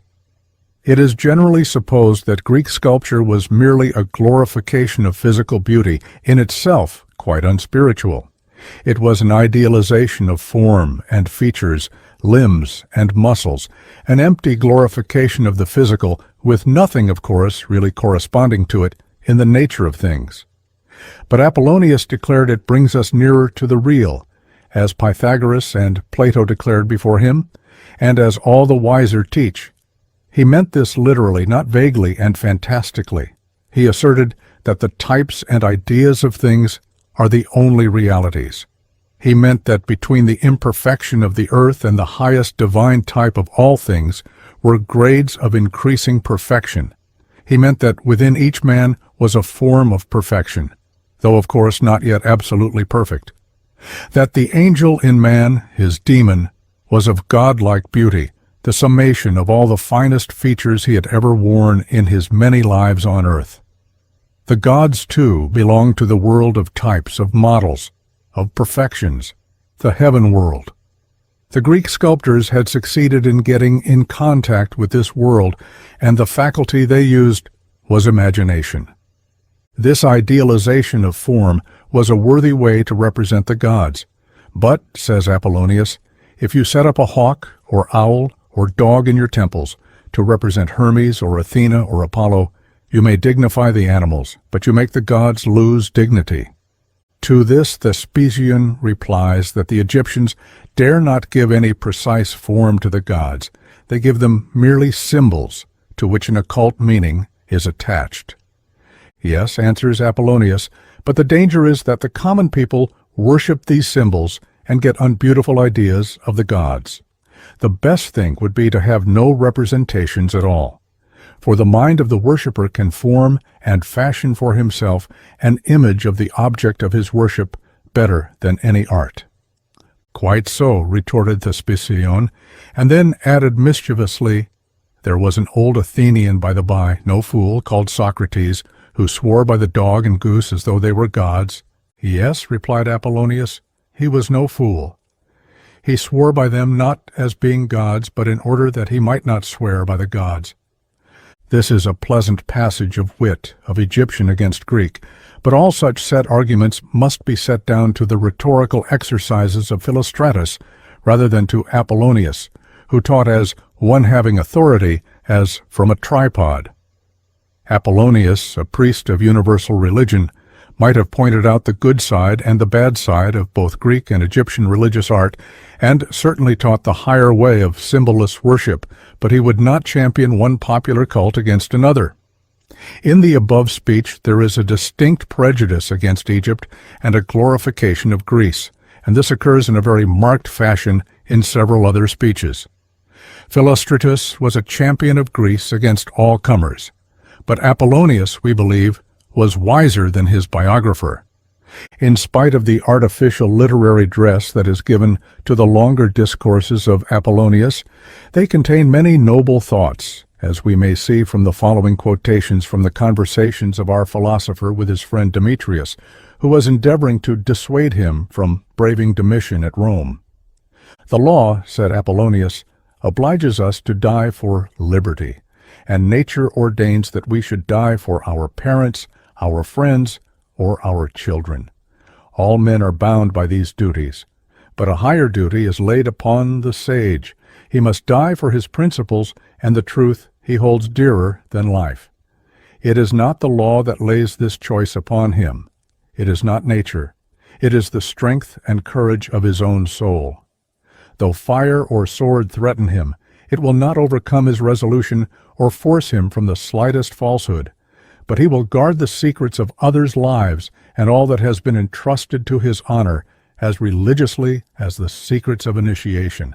And I know more than other men, for I know that of all that I know some things for the good, some for the wise, some for myself, some for the gods, but naught for tyrants. Again, I think that a wise man does nothing alone or by himself, no thought of his so secret, but that he has himself as witness to it. And whether the famous saying, 'Know thyself,' be from Apollo or from some sage who learnt to know himself and proclaimed it as a good for all, I think the wise man who knows himself and has his own spirit in constant comradeship to fight at his right hand will neither cringe at what the vulgar fear, nor dare to do what most men do without the slightest shame. In the above, we have the true philosopher's contempt for death, and also the calm knowledge of the initiate, of the comforter and adviser of others to whom the secrets of their lives have been confessed, that no tortures can ever unseal his lips. Here, too, we have the full knowledge of what consciousness is, of the impossibility of hiding the smallest trace of evil in the inner world, and also the dazzling brilliancy of a higher ethic which makes the habitual conduct of the crowd appear surprising, that which they do, not with shame. Section 16, from his letters. Apollonius seems to have written many letters to emperors, kings, philosophers, communities, and states, although he was by no means a voluminous correspondent. In fact, the style of his short notes is exceedingly concise, and they were composed, as Philostratus says, after the manner of the Lacedaemonian Cetali. It is evident that Philostratus had access to letters attributed to Apollonius, for he quotes a number of them, and there seems no reason to doubt their authenticity. Whence he obtained them does not inform us, unless it be that they were the collection made by Hadrian at Antium. That the reader may be able to judge of the style of Apollonius, we append one or two specimens of these letters, or rather notes, for they are too short to deserve the title of epistles. Here is one to the magistrates of Sparta. Apollonius to the Ephors, greeting. It is possible for men not to make mistakes, but it requires noble men to acknowledge they have made them. All of which Apollonius gets into just half as many words in Greek. Here, again, is an interchange of notes between the two greatest philosophers of the time, both of whom suffered imprisonment, and were in constant danger of death. Apollonius to Musonius, the philosopher, greeting. I want to go to you, to share speech and roof with you, to be of some service to you. If you still believe that Hercules once rescued Theseus from Hades, write what you would have. Farewell. Musonius to Apollonius the philosopher, greeting. Good merit shall be stored for you for your good thoughts. What is in store for me is one who waits his trial and proves his innocence. Farewell. Apollonius to Musonius, greeting. Socrates refused to be got out of prison by his friends and went before the judges. He was put to death. Farewell. Musonius to Apollonius the philosopher, greeting. Socrates was put to death because he made no preparation for his defense. I shall do so. Farewell. However, Musonius the Stoic was sent to penal servitude by Nero. Here is a note to the cynic Demetrius, another of our philosopher's most devoted friends. Apollonius, the philosopher, to Demetrius, the dog, greeting, I give thee to Titus, the emperor, to teach him the way of kingship, and do you in turn give me to speak him true, and be to him all things but anger. Farewell. In addition to the notes quoted in the text of Philostratus, there is a collection of 95 letters, mostly brief notes, the text of which is printed in most editions. Nearly all the critics are of opinion that they are not genuine, but Jowett and others think that some of them may very well be genuine. Here is a specimen or two of these letters, writing to Euphrates, his great enemy, that is to say, champion of pure rationalistic ethic against the science of sacred things. He says, 17. The Persians call those who have the divine faculty or are godlike magi. A magus, then, is one who is a minister of the gods, or one who has by nature the godlike faculty. You are no magus, but reject the gods. Again, in a letter addressed to Crichton, we read 23. Pythagoras said that the most divine art was that of healing, and if the healing art is most divine, it must occupy itself with the soul as well as with the body, for no creature can be sound so long as the higher part in it is sickly. Writing to the priests of Delphi against the practice of blood sacrifice, he says, 27. Heraclitus was a sage, but even he never advised the people of Ephesus to wash out mud with mud. Again, to some who claim to be his followers, those who think themselves wise, he writes the reproof, 43. If any say he is my disciple, then let him add he keeps himself apart out of the baths. He slays no living thing, eats of no flesh, is free from envy, malice, hatred, calumny, and hostile feelings, but has his name inscribed among the race of those who have won their freedom. Among these letters is found one of some length addressed to Valerius, probably P. Valerius Asiaticus, consul in AD 70. It is a wise letter of philosophic consolation to enable Valerius to bear the loss of his son, and runs as follows. There is no death of anyone, but only in appearance, even as there is no birth of any, save only in seeming. The change from being to becoming seems to be birth, and the change from becoming to being seems to be death. But in reality, no one is ever born, nor does one ever die. It is simply a being visible and then invisible, the former through the density of matter, and the latter because of the subtlety of being which is ever the same, its only change being motion and rest. For being has this necessary peculiarity, that its change is brought about by nothing external to itself, but whole becomes parts and parts become whole in the oneness of the all. And if it be asked, what is this which sometimes is seen and sometimes not seen, now in the same, now in the different? It might be answered, it is the way of everything here in the world below, that when it is filled out with matter, it is visible, owing to the resistance of its density, but is invisible, owing to its subtlety, when it is rid of matter, though matter still surround it and flow through it, in that immensity of space which hems it in, but knows no birth or death. But why has this false notion remained so long without a refutation? Some think that what has happened through them, they have themselves brought about. They are ignorant that the individual is brought to birth through parents, not by parents, just as a thing produced through the earth is not produced from it. The change which comes to the individual is nothing that is caused by his visible surroundings, but rather a change in the one thing which is in every individual. And what other name can we give to it but primal being? 'Tis it alone that acts and suffers, becoming all for all through all, eternal deity, deprived and wronged of its own self by names and forms. But this is a less serious thing than that a man should be bewailed when he has passed from man to God by change of state, and not by the destruction of his nature. The fact is that so far from mourning death, you ought to honor it and reverence it. The best and the fittest way for you to honor death is now to leave the one who's gone to God, and set to work to play the ruler over those left in your charge as you were wont to do.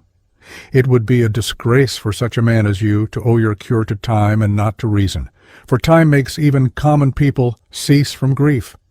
The greatest things is a strong rule, and of the greatest rulers he is best who first can rule himself.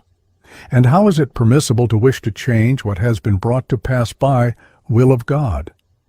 If there is a law in things, and there is one, and it is God who has appointed it, the righteous man will have no wish to try to change good things, for such a wish is selfishness and counter to the law, but he will think that all that comes to pass is a good thing. On heal yourself, give justice to the wretched, and console them. So shall you dry your tears. You should not set your private woes above your public cares, but rather set your public cares before your private woes, and see as well what consolation you already have. The nation sorrows with you for your son. Make some return to those who weep with you, and this you will more quickly do if you will cease from tears than if you still persist. Have you not friends? Why, you have yet another son. Have you not even still the one that's gone? You have. Will answer anyone who really thinks. For that which is doth cease not, nay, is just for the very fact that it will be for aye. Or else the is not is. And how could that be when the is doth never cease to be? Again it will be said, you fail in piety to God and are unjust. 'Tis true. You fail in piety to God, you fail in justice to your boy. Nay more, you fail in piety to him as well. Wouldst know what death is? Then make me dead, and send me off to company with death, and if you will not change the dress you put on it, you will have straightway made me better than yourself. Section 17. The Writings of Apollonius. But besides these letters, Apollonius also wrote a number of treatises, of which, however, only one or two fragments have been preserved. These treatises are as follows. A. The Mystic Rites, or Concerning Sacrifices. This treatise is mentioned by Philostratus, who tells us that it set down the proper method of sacrifice to every god, the proper hours of prayer and offering. It was in wide circulation, and Philostratus had come across copies of it in many temples and cities, and in the libraries of philosophers. Several fragments of it have been preserved, the most important of which is to be found in Eusebius, and is to this effect: "'Tis best to make no sacrifice to God at all, no lighting of a fire, no calling him by any name that men employ for things to sense. For God is over all the first, and only after him do come the other gods. For he doth stand in need of naught e'en from the gods, much less from us small men, naught that the earth brings forth, nor any life she nurseth, or even any thing the stainless air contains. The only fitting sacrifice to God is man's best reason, and not the word that comes from out his mouth. We men should ask the best of beings through the best thing in us, for what is good, mean by means of mind, for mind needs no material things to make its prayer. So then, to God, the Mighty One, whose over all no sacrifice should ever be lit up." Noack tells us that scholarship is convinced of the genuineness of this fragment. This book, as we have seen, was widely circulated and held in the highest respect, and it said that its rules were engraved on brazen pillars at Byzantium. Be the Oracles, or Concerning Divination, 4 books. Philostratus seems to think that the full title was Divination of the Stars, and says that it was based on what Apollonius had learned in India. But the kind of divination Apollonius wrote about was not the ordinary astrology, but something which Philostratus considers superior to ordinary human art in such matters. He had, however, never heard of anyone possessing a copy of this rare work. C. The Life of Pythagoras. Porphyry refers to this work 8, and Iamblichus quotes a long passage from it. D. The Will of Apollonius, to which reference has already been made in treating of the sources of Philostratus. This was written in the Ionic dialect and contained a summary of his doctrines. A hymn to memory is also ascribed to him, and Eudocia speaks of many other Kai Alapola works. We have now indicated for the reader all the information which exists concerning our philosopher. Was Apollonius then a rogue, a trickster, a charlatan, a fanatic, a misguided enthusiast, or a philosopher, a reformer, a conscious worker, a true initiate, one of the earth's great ones? This each must decide for himself, according to his knowledge or his ignorance. I, for my part, bless his memory, and would gladly learn from him, as now he is.